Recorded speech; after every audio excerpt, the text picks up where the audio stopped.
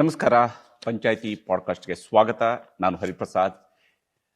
ಇವತ್ತಿನ ಪಾಡ್ಕಾಸ್ಟ್ನಲ್ಲಿ ನಮ್ಮ ಅತಿಥಿಯನ್ನ ಮಾತನಾಡಿಸೋದಕ್ಕಿಂತ ಮುಂಚಿತವಾಗಿ ಕೆಲವೊಂದು ಹೆಡ್ಲೈನ್ಸ್ ಅನ್ನು ನಾನು ಹೇಳಲೇಬೇಕು. ಇತ್ತೀಚಿನ ದಿವಸಗಳಲ್ಲಿ, ವಿಶೇಷವಾಗಿ ಕಳೆದ 1 ತಿಂಗಳು ಅಥವಾ 1.5 ತಿಂಗಳ ಅವಧಿಯಲ್ಲಿ ನೀವೆಲ್ಲರೂ ಕೂಡ ಸೋಷಿಯಲ್ ಮೀಡಿಯಾದಲ್ಲಿ ನೋಡಿರ್ತೀರಿ ಅಥವಾ ಯೂಟ್ಯೂಬಲ್ಲಿ ಗಮನಿಸಿರ್ತೀರಿ. ಈ ಹೆಡ್ಲೈನ್ಗಳನ್ನು ನೀವು ಓದಿದ್ದೀರಿ, ಪತ್ರಿಕೆಗಳಲ್ಲೂ ಕೂಡ ಓದಿದ್ದೀರಿ. ಅದರಲ್ಲಿ ಕೆಲವು ಹೆಡ್ಲೈನ್ಗಳನ್ನು, ಇಂಟ್ರೆಸ್ಟಿಂಗ್ ಆಗಿರುವಂಥ ಹೆಡ್ಲೈನ್ಗಳನ್ನು ನಾನು ನಿಮಗೆ ಮೊದಲಿಗೆ ಹೇಳ್ತೀನಿ. ವರ್ಷ ಪೂರ್ತಿ ಗುಂಡಿಗಳನ್ನು ಮುಚ್ಚೋದೇ ದೊಡ್ಡ ಕೆಲಸ, ಫುಟ್ಪಾತ್ ಒತ್ತುವರಿ ತೆರವು ವಿರೋಧಿಸಿದವರಿಗೆ ಸಚಿವರ ಕ್ಲಾಸ್. ಹೌದಪ್ಪ, ನನಗೆ ಬುದ್ಧಿ ಭ್ರಮಣೆಯಾಗಿದೆ. ಅಧಿಕಾರಿಗಳ ಕಳ್ಳಾಟಕ್ಕೆ ಸಚಿವರೇ ಸುಸ್ತು. ರಾತ್ರೋರಾತ್ರಿ ಅಧಿಕಾರಿಗಳಿಗೆ ಸಚಿವ ಖಡಕ್ ಕ್ಲಾಸ್. ರೋಡೇನು ಗುಜರಿ ಆಡ, ಸಿಟ್ಟಿಗೆದ್ದ ಸಚಿವರು. ನಿಮ್ಮ ಖಾಲಿ ಸೈಟು ನೀವೇ ಕ್ಲೀನ್ ಮಾಡಿ, ಇಲ್ಲ ಅಂದರೆ ಬೆಂಗಳೂರಿನ ಬೀದಿ ನಾಯಿಗಳ ಹಾವಳಿ, ಅಧಿಕಾರಿಗಳಿಗೆ ಸಚಿವರ ಖಡಕ್ ಎಚ್ಚರಿಕೆ. ಮುಲಾಜಿಲ್ಲದೆ ರಸ್ತೆ ಬದಿಯಲ್ಲಿ ಸುರಿದಿರೋ ಕಲ್ಲು ಮಣ್ಣು ಎತ್ತಾಕ್ತೀವಿ. ಬೆಂಗಳೂರು ಎಲ್ರಿಗೂ ಸೇರಿದ್ದು, ರಾಜಕೀಯ ಬಿಟ್ಟು ಸಹಕರಿಸಿ. Can he save Bengaluru? ಇದೆಲ್ಲ ಹೇಳ್ತಾ ಇರುವಂಥದ್ದು, ಇಷ್ಟು ಖಡಕ್ಕಾಗಿ ಮಾತಾಡ್ತೀವಿ. ಈಗ ಇಲ್ಲಿ ಕೂತ್ಕೊಂಡು ನಗ್ತಾ ಇದ್ದಾರೆ ನಮ್ಮ ಸಚಿವರಾಗಿರುವಂತಹ ಕೃಷ್ಣ ಬೈರೇಗೌಡರು.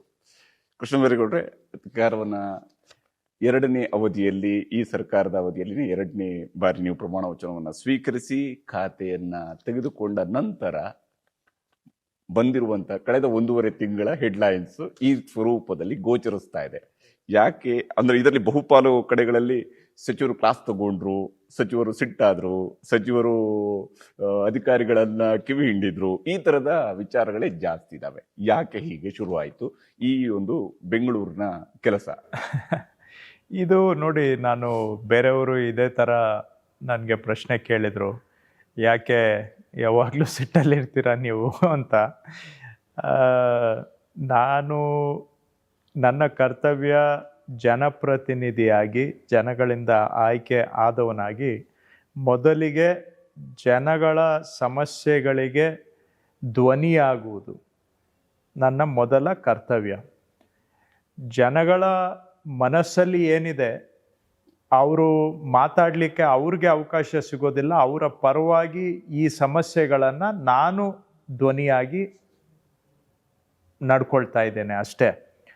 ಇವು ಸಾಮಾನ್ಯ ಜನರ ಸಮಸ್ಯೆಗಳಿವು.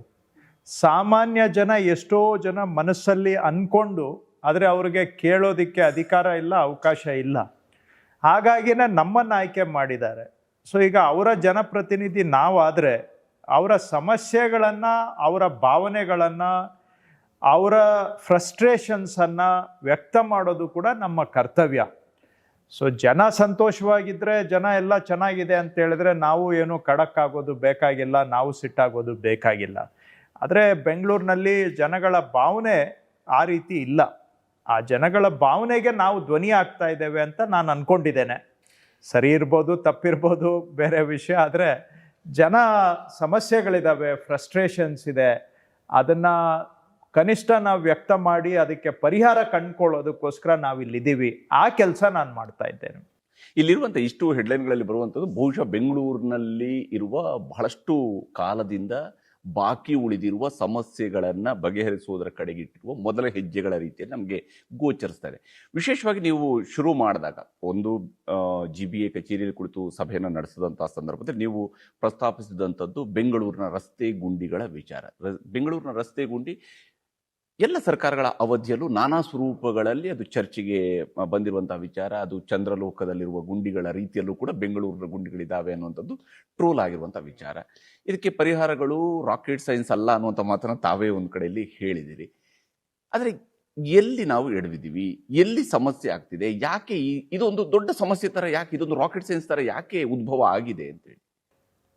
ಇದು ಬೇಸಿಕ್ ಆಡಳಿತದ ವೈಫಲ್ಯ. ಇದು ಯಾಕೆ ಅಂದರೆ, ಈಗ ಟಾರ್ ರೋಡ್ ಮಾಡೋಕ್ಕೆ ಶುರುವಾಗಿದ್ದು, ನಾನು ಗೂಗಲ್ ಮಾಡಿದರೆ ಗೊತ್ತಾಗುತ್ತೆ, 100 ವರ್ಷ ಆಗಿದೆಯಾ 150 ವರ್ಷ ಆಗಿದೆಯಾ ಗೊತ್ತಿಲ್ಲ ಟಾರ್ ರೋಡ್ ಮಾಡೋಕ್ಕೆ ಪ್ರಪಂಚದಲ್ಲಿ ಆರಂಭ ಆಗಿ. ಸೊ ಈ 100-150 ವರ್ಷ ಹಳೇ ವಿಧಾನ ಈಗ ಪ್ರಪಂಚದಲ್ಲಿ ಬೇರೆ ರಾಜ್ಯಗಳಲ್ಲಿ ಎಲ್ಲ ಕಡೆ ಗುಂಡಿಗಳಿಲ್ಲದೆ ಟಾರು ರೋಡ್ ಮಾಡುವಂತಹದ್ದು ಸರ್ವೇ ಸಾಮಾನ್ಯ. ರಿಪೀಟ್ ಮಾಡ್ತೇನೆ, ಗುಂಡಿಗಳು ಬಾರದ ಹಾಗೆ ಅತಿ ಗುಣಮಟ್ಟ ಅಲ್ಲದೆ ಹೋದ್ರು ಸಾಧಾರಣ ಗುಣಮಟ್ಟದ ರಸ್ತೆ ಮಾಡೋದು ಸರ್ವೇ ಸಾಮಾನ್ಯ. ಆದರೆ ಅದು ಪ್ರಪಂಚದಲ್ಲಿ ಸರ್ವೇ ಸಾಮಾನ್ಯ ಆಗಿದ್ರೆ ನಮ್ಮ ಬೆಂಗಳೂರಲ್ಲಿ ಗುಂಡಿ ಇಲ್ಲದೆ ರಸ್ತೆ ಮಾಡೋದೇ ಒಂದು ಏನೋ ಆಕಾಶಕ್ಕೆ ಕ್ಷಿಪಣಿ ಆರಿಸ್ದಾಗೆ ಅನ್ನುವಷ್ಟು ಮಟ್ಟಕ್ಕೆ ನಾವು ತಂದಿದ್ದೀವಿ ಅಂದರೆ ಅದಕ್ಕೆ ಬೇರೆ ಯಾರೂ ಅಲ್ಲ, ನಮ್ಮಂಥವ್ರೆ ನಾವೇ ಜವಾಬ್ದಾರಿ. ಆಡಳಿತ ಕನಿಷ್ಠ ಮಾನದಂಡಗಳನ್ನ ಇಟ್ಕೊಂಡು ನಾವು ನಡೆಸಿದ್ರೆ ಈ ರೀತಿ ಆಗಬಾರದು. ಒಂದು ಕನಿಷ್ಠ ಗುಣಮಟ್ಟ ಇದ್ರೆ ಆಡಳಿತದ ವೈಫಲ್ಯ ಅದು ಗುಣಮಟ್ಟದ ಕೆಲಸ ಆಗೋದಿಲ್ಲ. ಹಾಗಾಗಿ ಒಂದು ಸಾಧಾರಣ ರೋಡ್ ಮಾಡೋದನ್ನು ಕೂಡ ನಾವು ಮಾಡೋಕ್ಕಾಗೋದಿಲ್ಲ. ಒಂದು ಮಾಡಿದ ರೋಡ್ 2 ವರ್ಷ ಇರೋದಿಲ್ಲ ಅಂತ ಹೇಳಿದ್ರೆ ಆ ಆಳ 2 ವರ್ಷಕ್ಕೆ ಅದು ಬಾಯಿ ತಕ್ಕೊಳ್ತದೆ. ಅದಕ್ಕೆ ಮತ್ತೆ ವರ್ಷ ಎಲ್ಲ ಗುಂಡಿ ಮುಚ್ಚೋದೇ ಒಂದು ಉದ್ಯೋಗ ಆಗ್ಬಿಟ್ರೆ ಈ ಬೇಸಿಕ್ ಕೆಲಸನೂ ನಮ್ಮ ಕೈಲಿ ಸರಿಯಾಗಿ ಮಾಡೋಕ್ಕಾಗೋದಿಲ್ಲ ಅಂತ ಹೇಳಿದ್ರೆ ಬೇರೆ ಇನ್ನೇನು ಆಡಳಿತ ಮಾಡಲಿಕ್ಕೆ ಸಾಧ್ಯ? ಹಾಗಾಗಿ ಅದು ಈ ಗುಣಮಟ್ಟದ ಕಳಪೆ ಗುಣಮಟ್ಟದ ರಸ್ತೆ ಇದೆಯಲ್ಲ, ಇದು ಆಡಳಿತದ ವೈಫಲ್ಯಕ್ಕೆ ಒಂದು ಕನ್ನಡಿ. ಅದಂದ್ರಲ್ಲೇ ಎಲ್ಲ ಇದೆ ಅಂತ ನಾನು ಹೇಳ್ತಾ ಇಲ್ಲ, ಆದರೆ ಅದು ಒಂದು ಸಿಂಪ್ಟಮ್, ಕನ್ನಡಿ, ಅದರ ಪ್ರತಿಬಿಂಬ. ಮುಖ್ಯವಾಗಿ ಈ ಸಮಸ್ಯೆಗಳಿಗೆ ನಮ್ಮ ಆಡಳಿತದಲ್ಲಿ ಯಾವ ಮಟ್ಟಕ್ಕೆ ಇರಬೇಕಾಗಿತ್ತು ಅದು ಇಲ್ಲದೆ ಇರೋದೇ ಕಾರಣ ಅಂತ ನನ್ಗನ್ಸುತ್ತೆ. ನಾನು ಆಡಳಿತದ ಭಾಗನೇ, ನಾನು ಬೆಂಗಳೂರಿನಲ್ಲಿ ಶಾಸಕನೇ, ನನ್ನನ್ನು ಸೇರಿಸ್ಕೊಂಡು ನಾನು ಹೇಳ್ತಾ ಇದ್ದೀನಿ, ಇನ್ನೊಬ್ಬರ ಬಗ್ಗೆ ನಾನು ಮಾತಾಡ್ತಾ ಇಲ್ಲ. ಆಮೇಲೆ ಇಲ್ಲಿ ಎಲ್ಲ ಸರ್ಕಾರಗಳು ಬಂದೋಗಿದ್ದಾವೆ, ನಾನು ಯಾವ ಪಾರ್ಟಿನೂ ಮಾತಾಡ್ತಾ ಇಲ್ಲ, ಯಾವ ವ್ಯಕ್ತಿನೂ ನಾನು ಮಾತಾಡ್ತಾ ಇಲ್ಲ. ಇದು ಇವತ್ತೊಂದಲ್ಲ, ಈಗ ನಮ್ಮ ದೇಶದಲ್ಲೂ ಕೂಡ ಸುಮಾರು ಕಡೆ, ನಮ್ಮ ರಾಜ್ಯದಲ್ಲೂ ಕೂಡ ಒಳ್ಳೆ ಗುಣಮಟ್ಟದ ರಸ್ತೆಗಳು ಬೇರೆ ಕಡೆ ಮಾಡಿಲ್ವಾ? ಯಾಕೆ ಮಾಡೋಕ್ಕಾಗೋದಿಲ್ಲ? ಸೊ ಸಿಂಪಲ್ ಆಗಿ ಒಂದು ರೋಡ್ ಮಾಡೋ ಕೆಲಸ ನಾವು ಸರಿಯಾಗಿ ಮಾಡೋಕ್ಕಾಗಲಿಲ್ಲ ಅಂತ ಹೇಳಿದ್ರೆ ಇದೇ ಥರ ಬೇರೆ ಕಡೆ ರಂಗಗಳಲ್ಲೂ ಕೂಡ ಸಮಸ್ಯೆಗಳು ಉಟ್ಕೊಳ್ತದೆ. ಸೊ ಹಾಗಾಗಿ ನಿಮ್ಮ ಪ್ರಶ್ನೆಗೆ ಸರಳವಾಗಿ ಉತ್ತರ ಹೇಳೋದಾದರೆ ಆಡಳಿತ ಸ್ವಲ್ಪ ಬಿಗಿಯಾಗಿ ಇದ್ದಿದ್ರೆ ಬಹುಶಃ ಇಷ್ಟು ಪರಿಸ್ಥಿತಿ ಆಗ್ತಿರ್ಲಿಲ್ಲ ಅಂತ ನನ್ಗನ್ಸುತ್ತೆ. ಇಲ್ಲಿ ಇನ್ನೊಂದು ಅಂಶವನ್ನು ತಾವು ಎತ್ಕೊಂಡಿರುವಂಥದ್ದು ಫುಟ್ಪಾತ್ ತೆರವು. ಬಹುಶಃ ಜನರ ಮನಸ್ಸಲ್ಲೂ ಕೂಡ ಈ ಫುಟ್ಪಾತ್ನ ವಿಚಾರದಲ್ಲಿ ಬಹಳ ಆಕ್ಷೇಪಗಳು ಇದ್ದೇ ಇದ್ದಾವೆ. ಯಾಕಂದರೆ ಎಲ್ಲಿ ಫುಟ್ಪಾತ್ ಇದೆ, ನಾವಿಲ್ಲಿ ನಡ್ಕೊಂಡು ಹೋಗಬೇಕು, ಯಾವ ಸ್ವರೂಪದ ನಡ್ಕೊಂಡು ಹೋಗಬೇಕು, ಈ ಸಮಸ್ಯೆಗಳಿದ್ದಾವೆ. ಇಲ್ಲಿ ಇದನ್ನು ಮಾಡಿದ ತಕ್ಷಣವೇ ಬೀದಿ ಬದಿ ವ್ಯಾಪಾರಿಗಳ ವಿರುದ್ಧದ ಕ್ರಮ ಅನ್ನುವಂತಹದ್ದು ಭಾಳ ಮೊದಲ ಆದ್ಯತೆಯ ರೀತಿಯಲ್ಲಿ ಗೋಚರಿಸುತ್ತೆ. ಅದರ ಆಚೆಗೂ ಆ್ಯಕ್ಚುಲಿ ಬೀದಿ ಬದಿ ವ್ಯಾಪಾರಗಳಿಂದ ಹೆಚ್ಚಾಗಿ ಫುಟ್ಪಾತ್ನ ಅತಿಕ್ರಮಣಗಳಿದ್ದಾವೆ. ಅಧಿಕೃತವಾದ ಅಂಗಡಿಗಳವರಿಂದ ಇದೆ, ಕಮರ್ಷಿಯಲ್ ಅವರಿಂದ ಇದೆ, ಇವೆಲ್ಲವೂ ಕೂಡ ಇದೆ. ಆದರೆ ಇದು ಕ್ರಮಕ್ಕೆ ಬಂದ ತಕ್ಷಣ ಫುಟ್ಪಾತ್ ವ್ಯಾಪಾರಿಗಳ ಮೇಲೆ ಕ್ರಮ, ಬಡವರ ವಿರುದ್ಧ ಕ್ರಮ ಆಗ್ತಾ ಇದೆ, ಬಡವರು ಹೊಟ್ಟೆಗೆ ಹೊಡಿತಿದ್ದಾರೆ ಸಚಿವರು ಅನ್ನುವಂಥ ಟೀಕೆಗಳು ಕೂಡ ಬಂತು. ತಾವು ಇದನ್ನು ಯಾವ ಸ್ವರೂಪದಲ್ಲಿ ನೋಡಿದ್ರಿ ಈ ಅಂಶವನ್ನು? ಬೆಂಗಳೂರಿನಲ್ಲಿ ಮತ್ತು ನಮ್ಮ ಸಮಾಜದಲ್ಲಿ ಬಹುಶಃ ವಿಶೇಷವಾಗಿ ಬೆಂಗಳೂರಿನಲ್ಲಿ ಎಲ್ಲರಿಗೂ ಅನ್ವಯಿಸೋದಿಲ್ಲ ಇದು. ದಯವಿಟ್ಟು ನಿಮ್ಮ ವೀಕ್ಷಕರು ತಪ್ಪು ತಿಳ್ಕೊಳ್ಬಾರ್ದು, ಎಲ್ಲರಿಗೂ ನಾನು ಹೇಳ್ತಾ ಇಲ್ಲ. ಆದರೆ ಕೆಲವ್ರಿಗೆ ಏನಾಗ್ಬಿಟ್ಟಿದೆ, ನೀವು ಏನು ಮಾಡಲಿಲ್ಲ ಅಂದರೂ ತಪ್ಪು, ಏನಾದರೂ ಮಾಡಿದರೂ ತಪ್ಪು. ಅವ್ರ ಉದ್ಯೋಗ ಏನು ಅಂದರೆ ಮೊಸರಲ್ಲಿ ಕಲ್ಲು ಹುಡ್ಕೋದಷ್ಟೇ. ಬೆಂಗಳೂರು ಸುಧಾರಣೆ ಆಗಬೇಕು, ಏನು ಮಾಡದೆ ಹಂಗೆ ಆಗಬೇಕು. ಅದು ಹೆಂಗೆ ಸಾಧ್ಯ ಸ್ವಾಮಿ? ನನಗೆ ಅರ್ಥ ಆಗದೆ ಇರೋದು. ಈಗ ಏನೋ ಒಂದು ಕೆಲಸ ಆಗಬೇಕು ಅಂದರೆ ಅದರಲ್ಲಿ ಎಲ್ಲಾನು ಇಲ್ಲಿ ಪರ್ಫೆಕ್ಟಾಗಿ ಮಾಡಬೇಕು ಅಂದರೆ ನಮ್ಮ ಸಮಾಜ ಪರ್ಫೆಕ್ಟ್ ಆಗಿದೆಯಾ? ನಮ್ಮ ದೇಶ ಪರ್ಫೆಕ್ಟ್ ಆಗಿದೆಯಾ? ಇಲ್ಲಿ 150 ಕೋಟಿ ಜನ ಇಟ್ಕೊಂಡು ಎಲ್ಲರ ಸಮಸ್ಯೆನೂ ನಾವು ಸಾಲ್ವ್ ಮಾಡೋಕ್ಕಾಗುತ್ತಾ? ಸೊ ಹಾಗಾಗಿ ಈ ಫುಟ್ಪಾತ್ ತೆರವು ಕಾರ್ಯಾಚರಣೆಯಲ್ಲಿ 2,000 ಬೀದಿ ಬದಿ ವ್ಯಾಪಾರಿಗಳು ಅಫೆಕ್ಟ್ ಆಗಿದ್ರೆ 10,000 ಬೇರೆಯವರು ಅಂದರೆ ಅಂಗಡಿಗಳವರು ಶೆಡ್ ಹಾಕ್ಕೊಂಡು ಬಂದು ಅತಿಕ್ರಮಿಸಿದ್ದಾರೆ. ಅಂಗಡಿಗಳವರು ಸ್ಟೆಪ್ಸು, ರ್ಯಾಂಪ್ ಇಟ್ಕೊಂಡಿದ್ದಾರೆ ಫುಟ್ಪಾತ್ ಮೇಲ್ಗಡೆ. ಅಂಗಡಿಗಳವರು ಅಲ್ಲಿ ಅಡ್ವರ್ಟೈಸ್ಮೆಂಟ್ ಬೋರ್ಡ್ಗಳನ್ನು ಹಾಕ್ಕೊಂಡಿದ್ದಾರೆ. ಈ ಥರದ್ದು 10,000 ಪ್ರಕರಣ ತೆರವು ಮಾಡಿದ್ದೇವೆ. ಬೀದಿ ಬದಿ ವ್ಯಾಪಾರಸ್ಥರು ಅಫೆಕ್ಟ್ ಆಗಿರೋದು 2,000. ಸೊ ರಿಪೀಟ್ ಮಾಡ್ತೇನೆ, 2,000 ಬೀದಿ ಬದಿ ವ್ಯಾಪಾರಸ್ಥರು ಅಫೆಕ್ಟ್ ಆದರೆ ನಮ್ಮ ಇಲ್ಲಿನವರೆಗಿನ ಕಾರ್ಯಾಚರಣೆಯಲ್ಲಿ 10,000 ಬೇರೆದನ್ನ ನಾವು ಎನ್ಕ್ರೋಚ್ಮೆಂಟನ್ನು ತೆಗೆದಿದ್ದೇವೆ. ಅದರಲ್ಲಿ ಕಮರ್ಷಿಯಲ್ ಅವರು, ಬಿಲ್ಡಿಂಗ್ನವರು, ಮನೆಗಳವ್ರ ಮುಂದಕ್ಕೆ ಬಂದಿರೋದು, ರ್ಯಾಂಪ್ಗಳು ಹಾಕ್ಕೊಂಡಿರೋದು, ಸ್ಟೆಪ್ಸ್ ಹಾಕ್ಕೊಂಡು ಪಾದಾಚಾರಿಗಳಿಗೆ ಅಡೆತಡೆ ಮಾಡಿರುವಂತಹದ್ದು 10,000 ಬೇರೆ. ಆದ್ರೆ ಅದನ್ನು ತೆರವು ಮಾಡಿದೆ ಮುಲಾಜಿಲ್ದೆ. ಅದನ್ನೆಲ್ಲ ಬಿಟ್ಬಿಡ್ತಾರೆ, ಬರೀ ಇದನ್ನ ಎತ್ಕೊಳ್ತಾರೆ. ನಾನು ಅವ್ರಿಗೆ ಬೀದಿ ಬದಿ ವ್ಯಾಪಾರಿಗಳ ಪರ ಇದ್ದೇವೆ ನಾವು. ಅವ್ರ ಬಗ್ಗೆ ನಮಗೆ ಸಹಾನುಭೂತಿ ಇದೆ. ಅವರು ಕಷ್ಟ ಜೀವಿಗಳು. ದಿನದ ಸಂಪಾದನೆ ಆದ್ರೇನೆ ಸಂಸಾರ, ಮಕ್ಕಳ ವಿದ್ಯಾಭ್ಯಾಸ ನಡೆಯೋದು. ಅಷ್ಟು ನಮಗೆ ಸಾಮಾನ್ಯ ಪ್ರಜ್ಞೆ ಇದೆ.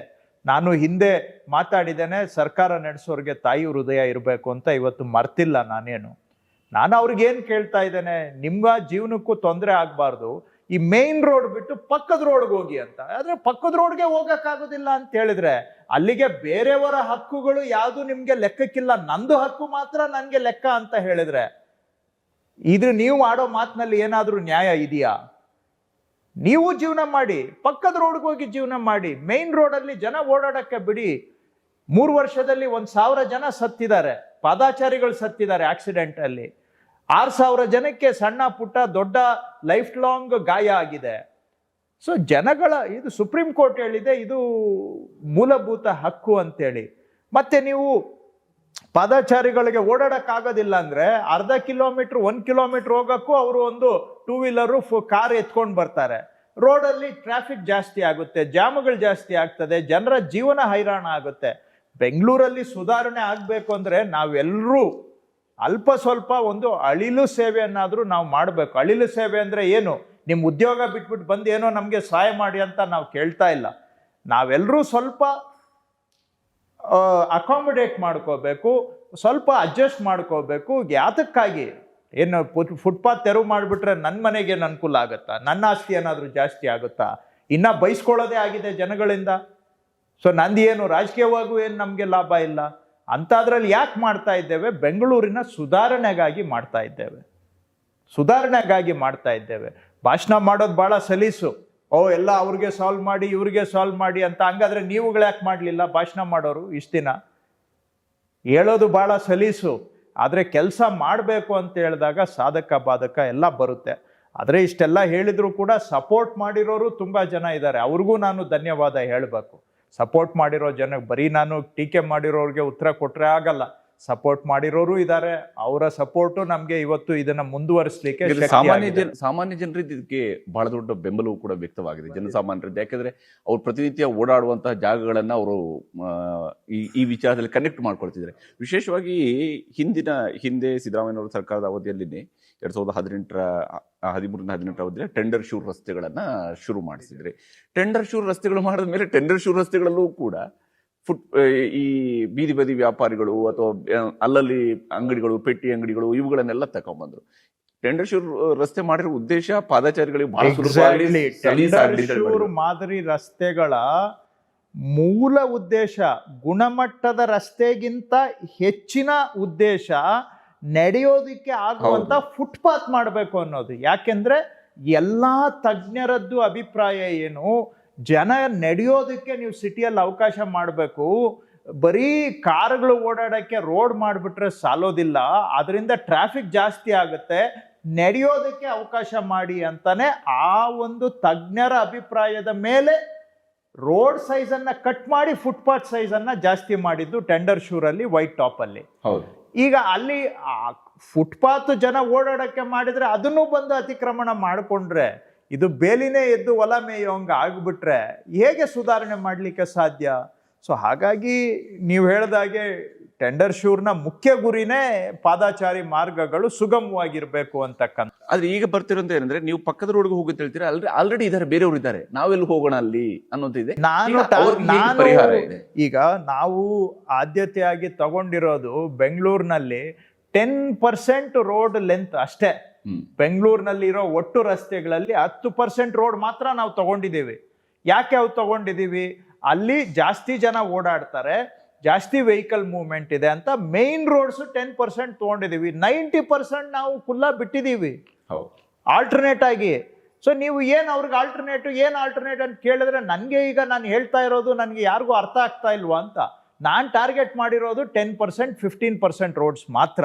85% ರೋಡ್ಸ್ ಅನ್ನ ನೀವು ಹೋಗಿ ಅಲ್ಲಿ ಜೀವನ ಮಾಡ್ಕೊಳ್ಳಿ ಅಂತ ಹೇಳ್ತಾ ಇದ್ದೀನಿ. ಇಲ್ಲ ನಾನು ಮೈನ್ ರೋಡಲ್ಲೇ ಮಾಡಬೇಕು ಅಂತ ಹೇಳಿದ್ರೆ ಏನಿದು ನಿಮ್ಮ ಜನ್ಮಸಿದ್ಧ ಹಕ್ಕ ಅಥವಾ ಯಾವ ಕಾನ್ಸ್ಟಿಟ್ಯೂಷನಲ್ ರೈಟಾ? ಅಲ್ಲಿ ಸುಪ್ರೀಂ ಕೋರ್ಟ್ ಹೇಳಿದೆ ಪಾದಾಚಾರಿಗಳಿಗೆ ಓಡಾಡುವಂತಹದ್ದು ಅವರ ಫಂಡಮೆಂಟಲ್ ರೈಟ್ ಅಂತ ಹೇಳಿ ಅಂತ. ನಾವು ಬದುಕಬೇಕು, ಇನ್ನೊಬ್ರು ಬದುಕಬೇಕು, ನಾನು ಒಬ್ಬನೇ ಬದುಕಬೇಕು ಅಂದ್ರೆ ಅದು ನ್ಯಾಯ ಆಗೋದಿಲ್ಲ.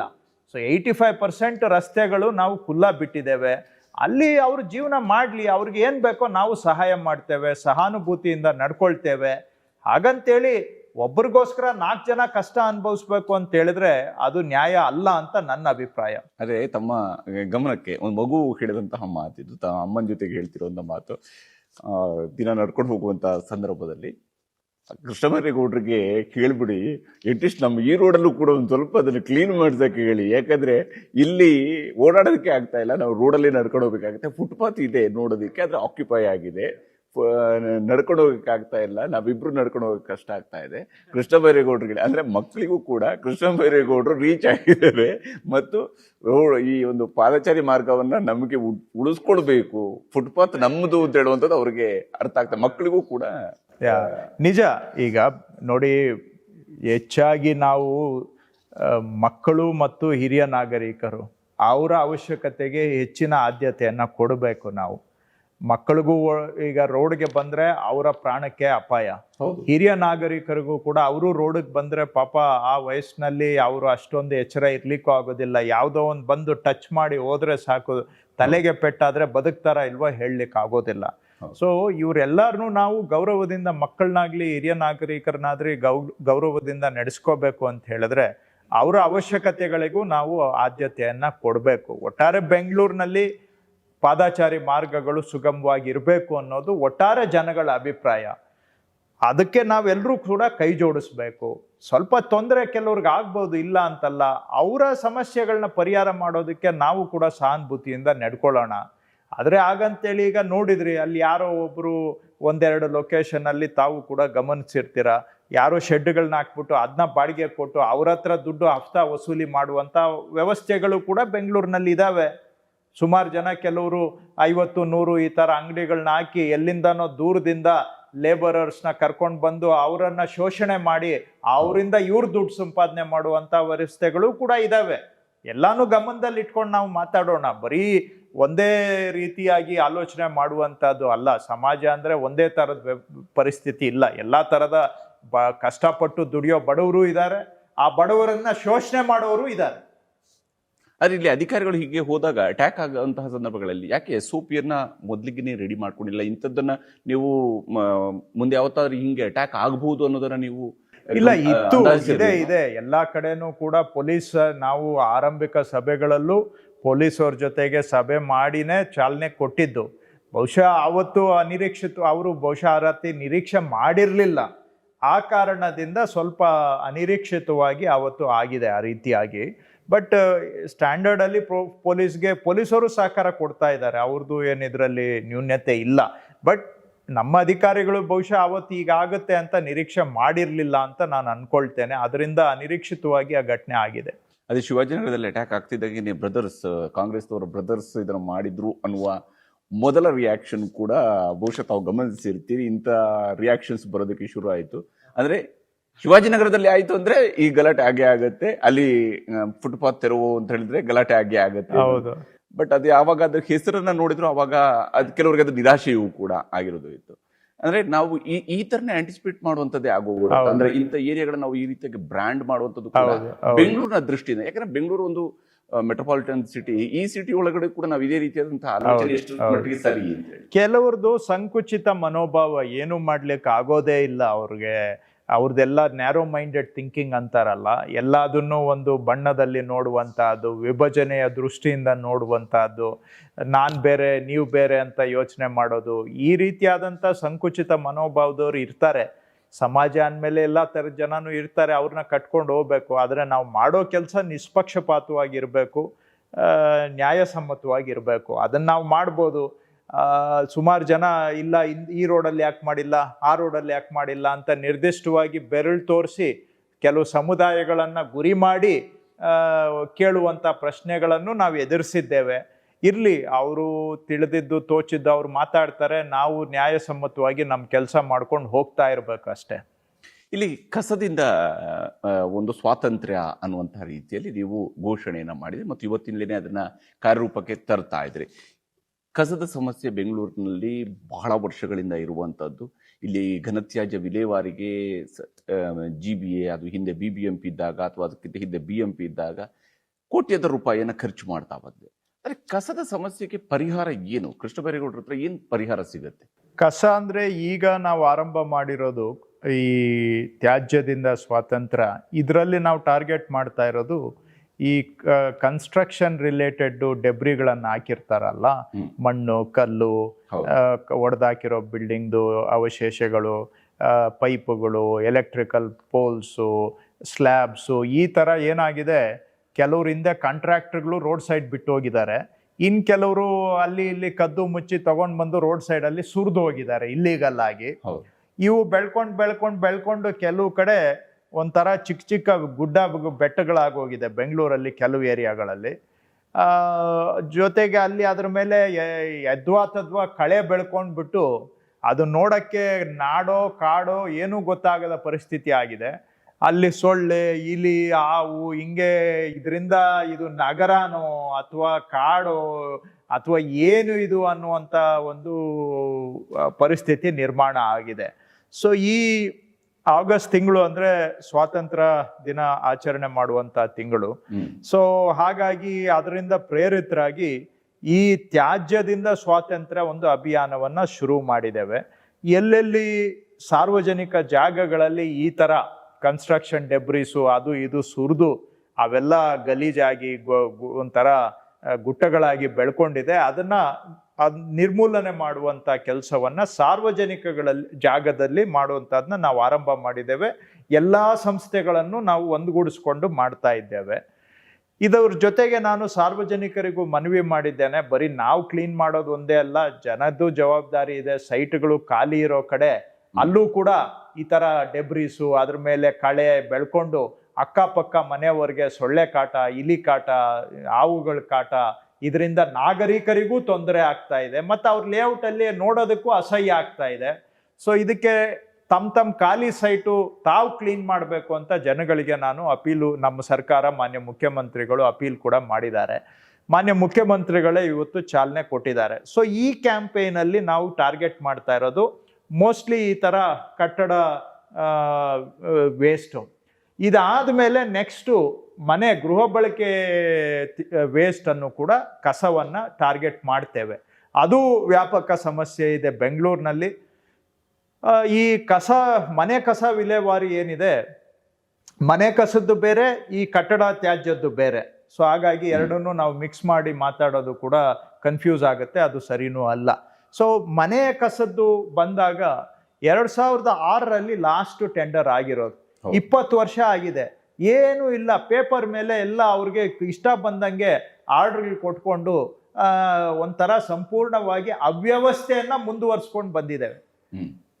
ಪದೇ ಟೆಂಡರ್ ಮಾಡಕ್ ಹೋದಾಗ ಯಾವುದು ಕೂಡ ಟೆಂಡರ್ ಫೈನಲೈಸ್ ಆಗಕ್ಕೆ ಬಿಟ್ಟಿಲ್ಲ. ಸೊ ಹಂಗಾಗಿ ಎಲ್ಲ ಬರೀ ಒಂದು ಅಡಾಕ್ ಸಿಸ್ಟಮ್ಮು, ಅನಾಥರೈಸ್ ಸಿಸ್ಟಮಲ್ಲಿ ನಡ್ಕೊಂಡು ಬಂದಿದೆ. ಇದು ಕ್ರೆಡಿಟ್ ನಾವು ಮಾನ್ಯ ಮುಖ್ಯಮಂತ್ರಿಗಳು ಶ್ರೀಯುತ ಶಿವಕುಮಾರ್ ಅವ್ರಿಗೆ ಕೊಡಬೇಕು. ಈ ಬಾರಿ 20 ವರ್ಷ ಆದಮೇಲೆ ಟೆಂಡರ್ಸು ಫೈನಲ್ ಕೋರ್ಟಲ್ಲಿ ಕೇಸ್ ಆದರೂ ಕೂಡ ಕೋರ್ಟಲ್ಲಿ ಕೇಸ್ ಗೆದ್ದು ಈಗ ಒಂದು ಫೈನಲ್ ವರ್ಕ್ ಆರ್ಡರ್ ಸ್ಟೇಜ್ಗೆ ಬಂದಿದೆ. ಸೊ ಹೊಸ ವರ್ಕ್ ಆರ್ಡರ್ಗಳನ್ನು ಕೊಟ್ಟು ಆ ನಂತರ ಈ ಕಸದ ಸಿಸ್ಟಮನ್ನು ಕೂಡ ಕಂಟ್ರೋಲ್ಗೆ ತರ್ತೇವೆ, ಬಿಡೋದಿಲ್ಲ ಅದನ್ನು ಕೂಡ. ಆದರೆ ಹಳೆ ಸಿಸ್ಟಮಲ್ಲಿ ಸ್ವಲ್ಪ ಟೈಟ್ ಮಾಡ್ಬೋದು, ಬಿಟ್ಟರೆ ಅವ್ರು ಕೇಳಕ್ಕೆ ಹೋದರೆ ಅವ್ರ ಸಮಸ್ಯೆಗಳು ನೀವು ಕೇಳಿಸ್ಕೊಂಡ್ರೆ ಅದು ಇವತ್ತಿಗೆ ಬಗೆಹರಿಸ್ಲಿಕ್ಕೆ ಆಗಲ್ಲ. ಅದು ಹೇಗಾಗಿದೆ ಅಂದರೆ 6ಕ್ಕೆ ಹತ್ತೋದಿಲ್ಲ, 3ಕ್ಕೆ ಇಳಿಯೋದಿಲ್ಲ, ಈ ರೀತಿಯಾದಂಥ ವ್ಯವಸ್ಥೆಯಲ್ಲಿ ಅದಿದೆ. ಆದರೂ ಅದರಲ್ಲಿ ಸ್ವಲ್ಪ ಸುಧಾರಣೆ ಮಾಡಿ, ಬಟ್ ಹೊಸ ಟೆಂಡರ್ಗಳನ್ನು ಇಂಪ್ಲಿಮೆಂಟ್ ಮಾಡೋದರ ಮುಖಾಂತರ ಅಲ್ಲೂ ಕೂಡ ಏನು ಕಸ ಸಮಸ್ಯೆ ಇದೆ ಬೆಂಗಳೂರಿನಲ್ಲಿ, ಅದಕ್ಕೂ ಕೂಡ ನಾವು ಪ್ಲ್ಯಾನ್ ಮಾಡಿದ್ದೇವೆ. ಒಂದು 3 ತಿಂಗಳ ಅವಧಿಯಲ್ಲಿ ಅದನ್ನು ಕೂಡ ಮಾಡ್ತೇವೆ. ಆದರೆ ಅದರಲ್ಲೂ ಜನಗಳ ಸಹಕಾರ ಬೇಕು. ಈಗ ನಾನು ಬೆಂಗಳೂರಿನಲ್ಲೇ ಶಾಸಕನಾಗಿದ್ದೇನೆ. ಈ ಕಸದ ಸಮಸ್ಯೆನ ದಿನನಿತ್ಯ ನಾವು ಎದುರಿಸ್ತೇವೆ. ಆದರೆ ನಾನು ನಮ್ಮ ಜನಗಳಿಗೆ ಕೇಳೋದು, ನೋಡಪ್ಪ, ನಿಮ್ಮ ಮನೆಗೆ ಕಸ ಕಲೆಕ್ಟ್ ಮಾಡೋರು ಬರಲಿಲ್ಲ ಅಂದರೆ ನನ್ಗೆ ಹೇಳಿ, ಅದು ನನ್ನ ಜವಾಬ್ದಾರಿ. 100ಕ್ಕೆ 100 ನನ್ನ ಜವಾಬ್ದಾರಿ. 100ಕ್ಕೆ 100, 99.9 ಅಲ್ಲ. ನಿಮ್ಮ ಮನೆಗೆ ಕಸ ಕಲೆಕ್ಟ್ ಮಾಡೋನು ಬರಲಿಲ್ಲ ಅಂದರೆ ಅದನ್ನ ಬರುವಂಗೆ ಮಾಡೋದು ನನ್ನ ಜವಾಬ್ದಾರಿ. ಮನೆಗೆ ಕಸ ಕಲೆಕ್ಟ್ ಮಾಡೋರು ಬಂದರೂ ಕೂಡ ಅವ್ರ ಕೈಗೆ ಕೊಡದೆ ನೀವು ತಗೊಂಡು ಬಂದು ಬೀದಿ ಬದಿ ಬಿಸಾಕಿದ್ರೆ ನಾನು ಎಲ್ಲಿಂದ ಅಂತ ನಿಮಗೆ ಕಾವಲಿರ್ಲಿ? ನೀವು ಯಾವ ಟೈಮ್ಗೆ ಬಿಸಾಕ್ತೀರಾ? ಜನ ಹೇಳ್ತಾರೆ, ಓ ಬೆಳಿಗ್ಗೆ ಕ್ಲೀನ್ ಮಾಡಿದ್ರೆ ಮಧ್ಯಾಹ್ನಕ್ಕೆ ತುಂಬೋಗಿರುತ್ತೆ ಅಂತ. ಮಧ್ಯಾಹ್ನ ಕ್ಲೀನ್ ಮಾಡಿದ್ರೆ ಸಾಯಂಕಾಲಕ್ಕೆ ತುಂಬೋಗಿರುತ್ತೆ, ಸಾಯಂಕಾಲ ಕ್ಲೀನ್ ಮಾಡಿದ್ರೆ ರಾತ್ರಿಗೆ ತುಂಬೋಗಿರ್ತದೆ. ನಾನು ಜನ ಏನು ಕೇಳ್ತಾ ಇದ್ದೀನಿ, ನೀವೇನು ಭಾಳ ದೊಡ್ಡ ಸಹಕಾರ ಕೊಡಬೇಕಾಗಿಲ್ಲ. ಕಸ ಕಲೆಕ್ಟ್ ಮಾಡೋರು ಮನೆಗೆ ಬಂದಾಗ ಅವ್ರ ಕೈಗೆ ನಿಮ್ಮ ಮನೆ ಬಾಗ್ಲಲ್ಲಿ ಕೊಡಿ, ತಂದು ರೋಡಲ್ಲಿ ಅಲ್ಲಿ ಇಲ್ಲಿ ಬಿಸಾಕಬೇಡಿ. ಹಂಗಾದ್ರೆ ನಿಮ್ಮದು ಹಾಗಾದ್ರೆ ಏನು ಕಸ ಎನಿ ಟೈಮ್ ಎನಿವೇರ್ ಬಿಸಾಕೋದು ಅಂದರೆ ನಿಮ್ಗೆ ಏನು ಹಕ್ಕ? ಅದು ನೀವು ಅಷ್ಟು ಸಣ್ಣ ಬದಲಾವಣೆ ನೀವು ಮಾಡ್ಕೊಳ್ಳಿಲ್ಲ. ಏನು ಬದಲಾವಣೆ? ನಿಮ್ಮ ಮನೆ ಹತ್ರ ಕಸ ಕಲೆಕ್ಟ್ ಮಾಡೋರು ಬರುವಂಗೆ ಮಾಡೋದು ನಮ್ಮ ಕರ್ತವ್ಯ. ಅಲ್ಲೊಂದು ಸ್ಟ್ಯಾಂಡರ್ಡ್ ಆನ್ಸರ್ ಇರುತ್ತೆ ಈ ವಿಚಾರದ. ನಾವು ಕೂಡ ಅನೇಕ ವರ್ಷಗಳು, ನಾನು ಕಳೆದ 20 ವರ್ಷಗಳಿಂದ ಬೆಂಗಳೂರಿನಲ್ಲಿ ಇದ್ದೀನಿ. ಬೆಂಗಳೂರಿನಲ್ಲಿ ಈ ವಿಚಾರಗಳನ್ನ ರಿಪೋರ್ಟ್ ಮಾಡಿದ ಸಂದರ್ಭ ಕೂಡ ಒಂದು ಸ್ಟ್ಯಾಂಡರ್ಡ್ ಆನ್ಸರ್ ಏನ್ ಸಿಗುತ್ತೆ, ನಮ್ಮ ರೋಡಲ್ಲಿ ಬರೋದಿಲ್ಲ, ನಮ್ಮ ರೋಡ್ಗೆ ಬರಲ್ಲ. ನಾವು ಮಾಡ್ತೇವೆ. ಎರಡನೇದು, ಬೆಳಗ್ಗೆ ಬೇಗ ಬಂದು ಹೋಗಿರ್ತಾರೆ, ನಾವು ಲೇಟ್ ನೈಟ್ ನಾವು ಕೆಲಸ ನೀವು ಈ ನೆಪಗಳನ್ನ ಹೇಳೋದಾದ್ರೆ ಸ್ವಾಮಿ, ಬೆಂಗಳೂರಲ್ಲಿ 1.5 ಕೋಟಿ ಜನ ಇದ್ದಾರೆ. 1.5 ಕೋಟಿ ಜನಕ್ಕೆ ಅವ್ರವ್ರು ಹೇಳಿದ ಟೈಮ್ಗೆ ನಾವು ಕಲೆಕ್ಟ್ ಮಾಡಕ್ ಆಗುತ್ತಾ? 35 ಲಕ್ಷ ಆಸ್ತಿಗಳಿದಾವೆ, ಅವ್ರವ್ರ ಟೈಮ್ಗೆ ಹೋಗಿ ಕಲೆಕ್ಟ್ ಮಾಡಕ್ ಆಗುತ್ತಾ? ಒಂದು ಡಿಸಿಪ್ಲಿನ್ಗೆ ನೀವು ಕೋಆಪರೇಟ್ ಮಾಡಬೇಕು. ನೀವು ಈ ಮನೆಗೆ ಒಂದು ಟೈಮು, ಪಕ್ಕದ ಮನೆಗೆ ಇನ್ನೊಂದು ಟೈಮು, ಅದ್ರ ಪಕ್ಕದ ಮನೆಗೆ ಇನ್ನೊಂದು ಟೈಮು. ಸಾಧ್ಯನಾ ಇವೆಲ್ಲ? ಇದು ಯಾರಾದ್ರೂ ನಾವು ಸಾಮಾನ್ಯ ಪ್ರಜ್ಞೆ ಇರೋರು ಯೋಚನೆ ಮಾಡಬೇಕು. 35 ಲಕ್ಷ ಆಸ್ತಿಗಳಿದಾವೆ ಬೆಂಗಳೂರಿನಲ್ಲಿ, ಪ್ರಾಪರ್ಟೀಸು. ಅಷ್ಟು ಕಲೆಕ್ಟ್ ಮಾಡಬೇಕು ಅಂದ್ರೆ ಒಬ್ಬೊಬ್ರ ಟೈಮ್ಗೂ ನಾವು ಕಲೆಕ್ಟ್ ಮಾಡೋಕ್ಕಾಗತ್ತಾ? ಅವ್ರು ಬಂದು ಬೆಲ್ ಹೊಡೆದಾಗ ಒಂದು ಕೊಡೋ ಅಂತ ಕೆಲಸ ನೀವು ಮಾಡಬೇಕು. ಮನೆಯಲ್ಲಿ ನೀವು ಒಬ್ಬರೇ ಇದ್ದೀರಾ? ನಿಮ್ಮ ಮನೆಯಲ್ಲಿ ಇನ್ಯಾರು ಇಲ್ವಾ? ಎಲ್ಲರೂ ರಾತ್ರಿ ಎಲ್ಲ ಕೆಲಸ ಮಾಡ್ತಾರೆ. ಹಂಗಾದ್ರೆ ಮನೆಯಲ್ಲಿ ಮಕ್ಕಳಿಲ್ವಾ? ಅಥವಾ ಹೆಂಡತಿಯರಿಲ್ವಾ? ಗಂಡಂದಿರಿಲ್ವಾ? ಬೇರೆಯವರು ಯಾರು ಇಲ್ವಾ? ಇವೆಲ್ಲ ನೆಪಗಳು. ಬೆಂಗಳೂರು ಸುಧಾರಣೆ ಆಗಬೇಕು ಅಂದ್ರೆ ಈ ನೆಪ ಹೇಳೋದು ಬಿಟ್ಟು ಒಂದು ವ್ಯವಸ್ಥೆಗೆ ಸಹಕಾರ ಕೊಡುವಂತದ್ದಾದ್ರೆ ಬೆಂಗಳೂರು ಸುಧಾರಣೆ ಆಗುತ್ತೆ. ಇಲ್ಲ ಅಂದ್ರೆ ನೀವು ನಮ್ಮನ್ನು ದೂಷಣೆ ಮಾಡ್ತಾನೆ ಇರಿ. ನಿಮ್ ದೂಷಣೆ ಮಾಡೋದ್ರಿಂದ ಪ್ರಾಬ್ಲಮ್ ಅಂತೂ ಸಾಲ್ವ್ ಆಗೋದಿಲ್ಲ. ಸಾಲ್ವ್ ಆಗ್ಬೇಕಾದ್ರೆ ವ್ಯವಸ್ಥೆ ಸರಿಯಾಗಿ ಕೆಲಸ ಮಾಡಬೇಕು. ಆ ವ್ಯವಸ್ಥೆಗೆ ಎಲ್ಲರೂ ಸಹಕಾರ ಕೊಡಬೇಕು. ಆದರೆ ಈ ನೆಪ ಹೇಳುವಂಥವ್ರ ವಿಚಾರದಲ್ಲಿ ಸರ್ಕಾರ ಅನೇಕ ಸಂದರ್ಭಗಳು ನಾವು ನೋಡಿದ್ದೀವಿ. ಬೆತ್ತ ಇದೆ ನಮ್ಮ ಹತ್ರ, ಮಕ್ಕಳಿಗೆ ಹೊಡೆಯೋದಕ್ಕೆ ಬೆತ್ತ ಇದೆ ನಮ್ಮ ಹತ್ರ ಅಂತೇಳಿ ತೋರ್ಸೋದಕ್ಕೆ ಹೋಗ್ತಾರೆ. ನಾವು ದಂಡ ಹಾಕ್ತೀವಿ ಅಂತ ಹೇಳ್ತಾರೆ, ದಂಡ ಹಾಕ್ತೀವಿ ಅಂತ ಹೇಳ್ತಾರೆ. ಮಾರ್ಷಲ್ಗಳನ್ನು ನೇಮಕ ಮಾಡಿದ್ರು, ನಾನಾ ಸ್ವರೂಪಗಳಲ್ಲಿ ಮಾಡ್ತಾ ಬಂದ್ರು. ಆದರೆ ಇದು ಯಾವುದೂ ಕೂಡ ನಿರಂತರವಾಗಿಯೂ ನಡೆಯೋದಿಲ್ಲ, ಮತ್ತೆ ದಂಡವನ್ನು ಹಾಕುವ ಧೈರ್ಯವೂ ಕೂಡ ತೋರಿಸೋದಿಲ್ಲ. ಯಾಕಂದ್ರೆ ಎಲ್ಲಿ ಜನ ಮುನಿಸ್ಕೊಳ್ತಾರೋ, ನಾವು ನಾಡಿದ್ದು BBMP ಎಲೆಕ್ಷನ್ಗೆ ಹೋಗ್ಬೇಕು, ನಾಡಿದ್ದು GB ಎಲೆಕ್ಷನ್ಗೆ ಹೋಗ್ಬೇಕು, ಆವಾಗ ನಮ್ಗೆ ಓಟ್ ಹಾಕ್ತಾರೋ ಇಲ್ಲೋ, ಈ ರೀತಿಯ ಯೋಚನೆಯಲ್ಲೇ ಕೂತ್ಕೊಂಡು ಯಾವಾಗ ಈ ಬೆಕ್ಕಿಗೆ ಗಂಟೆ ಕಟ್ಟೋದು ಯಾರು ಅಂತ ಫುಟ್ಪಾತ್ ತೆರವು ಮಾಡಬೇಕು ಅಂತ ಸುಮಾರು ವರ್ಷಗಳಿಂದ ಚರ್ಚೆ ಮಾಡಕ್ ಹೋದಾಗ ಅದಕ್ಕೊಂದು ವಿರೋಧ. ಹೌದು, ಹೀಗೆ ಈ ಕಸದ್ದು ಅಷ್ಟೇ. ದಂಡ ಹಾಕ್ತೀವಿ ಅಂದ್ರೆ ಅದಕ್ಕೆ ಎಲ್ಲ ವಿರೋಧ. ಅದಕ್ಕೆ ಮೀಡಿಯಾದು ಟೋಟಲ್ ಸಪೋರ್ಟ್ ಅವರಿಗೆ. ಯಾಕೋಸ್ಕರ ಮಾಡ್ತಾ ಇದ್ದಾರೆ? ಆ ದಂಡದಲ್ಲಿ ಏನ್ ಸರ್ಕಾರ ನಡೆಸ್ಬೇಕಾ? ಜನ ಕಸನ ಜವಾಬ್ದಾರಿಯಿಂದ ವಿಲೇವಾರಿ ಮಾಡ್ಬೇಕು. ಹೌದು, ನಿಮ್ ಮನೆ ಹತ್ರ ಬರ್ಲಿಲ್ಲ ಅಂದ್ರೆ ಬರ್ಲಿಲ್ಲ ಅಂತ ಗಲಾಟೆ ಮಾಡಿ, ಅದು ನಿಮ್ಮ ರೈಟ್. ಅದು ಮನೆ ಹತ್ರ ಬಂದು ಕಲೆಕ್ಟ್ ಮಾಡ್ಬೇಕು ಅನ್ನೋದು ನಿಮ್ಮ ಹಕ್ಕು. ಅದನ್ನ ಸರ್ಕಾರ ಮಾಡ್ಲಿಲ್ಲ ಅಂತ ಹೇಳಿದ್ರೆ ನೀವು ಅದನ್ನ ಗಟ್ಟಿಯಾಗಿ ಕೇಳೋದಕ್ಕೆ 100ಕ್ಕೆ 100 ನಿಮ್ಗೆ ಹಕ್ಕಿದೆ. ಈಗ ಸ್ವಲ್ಪ ನ್ಯೂನ್ಯತೆಗಳಿದೆ, ಇಲ್ಲ ಅಂತ ನಾನು ಹೇಳ್ತಾ ಇಲ್ಲ. ಅದನ್ನ ನಾವು ಸರಿ ಮಾಡ್ತೇವೆ. ಸರಿ ಮಾಡೋದು ಅದಕ್ಕೆ ನಾವು ಇಲ್ಲಿರೋದು, ಸರಿ ಮಾಡ್ತೇವೆ. ಆದ್ರೂ ಮನೆಗೆ ಬಂದರೂ ಕೂಡ ತಂದು ಸ್ಕೂಟ್ರಲ್ಲಿ ಹಿಂಗೆ ಬಿಸಾಕಿ ಹೋಗ್ತೀರಾ ಅಂತ ಹೇಳಿದ್ರೆ, ನೀವು ಬಿಸಾಕಿದ್ದು ಗುಂಡಿ ಇದ್ರೊಳಗೆ ಬೀಳೋದಿಲ್ಲ, ತೊಟ್ಟಿ ಒಳಗಡೆ. ಆ ತೊಟ್ಟಿ ಬಿಟ್ಟು ಎಲ್ಲ ಕಡೆ ಬೀಳುತ್ತೆ ಅದು. ಆಮೇಲೆ ಬೆಂಗಳೂರು ಗಲೀಜ್ ಸಿಟಿ ಅಂತ ಮಾತಾಡ್ತೀರಾ. ಯಾವ ಸೀಮೆ ನ್ಯಾಯ ಸ್ವಾಮಿ ಇದು? ಇದು ನಮ್ಮೂರು, ನಿಮ್ಮೂರು, ನಮ್ಮೂರು, ಎಲ್ಲಾರ್ದು ಊರು. ನೀವು ನಾವು ಸ್ವಲ್ಪ ಜವಾಬ್ದಾರಿಯಿಂದ ನಡ್ಕೊಂಡ್ರೇನೆ ಬೆಂಗಳೂರು ಸುಧಾರಣೆ ಆಗೋದು. ನಾನು ಪಕ್ಕದ ಮನೆಯವರು ರೂಲ್ಸ್ ಫಾಲೋ ಮಾಡಬೇಕು, ನಾನು ಇಷ್ಟ ಬಂದಂಗೆ ಮಾಡ್ಬೋದು ಅಂತ ಹೇಳಿದ್ರೆ ನಾವೆಲ್ಲ ಸೇರಿ ಕೊನೆಗೆ ಬೆಂಗಳೂರನ್ನ ಹಾಳು ಮಾಡ್ದಂಗೆ ಆಗುತ್ತೆ. ಹಾಗಾಗಿ ಇದರಲ್ಲಿ ಎಲ್ಲರಿಗೂ ಹೇಳ್ತಾ ಇಲ್ಲ, ಇದು ಎಲ್ಲರಿಗೂ ಅನ್ವಯಿಸೋದಿಲ್ಲ. 80% ಜನ ಮನೆಯಲ್ಲೇ ಕಸ ಕೊಡ್ತಾ ಇದ್ದಾರೆ. ಹೌದು, 80% ಜನ ಮನೆಯಲ್ಲೇ ಕಸ ಕೊಡ್ತಾ ಇದ್ದಾರೆ. ಎಲ್ಲಂದ್ರೆ ಅಲ್ಲಿ ತಂದು ಬಿಸಾಕ್ತಾ ಇರೋದು 20%. ಕೇಳಕ್ ಹೋದ್ರೆ ನಮ್ಮ ಮಾರ್ಷಲ್ಗೆ ಹೊಡೆದಿದ್ದಾರೆ ಮೊನ್ನೆ. ಅವ್ರ ಮೇಲೆ FIR ಹಾಕ್ಸಿದೀವಿ ಈಗ 4-5 ಜನದ ಮೇಲೆ. ಹಿಂದೆನೂ ಹೊಡೆದಿದ್ದಾರೆ, ಇವಾಗ್ಲೇ. ಇವ್ರು ಯಾರು ಶಿಕ್ಷಣದ ಕೊರತೆಯಿಂದ ಇರೋರಲ್ಲ, ಬೆಂಗಳೂರಲ್ಲಿ ಯಾರಿಗೂ ಶಿಕ್ಷಣದ ಕೊರತೆ ಇಲ್ಲ.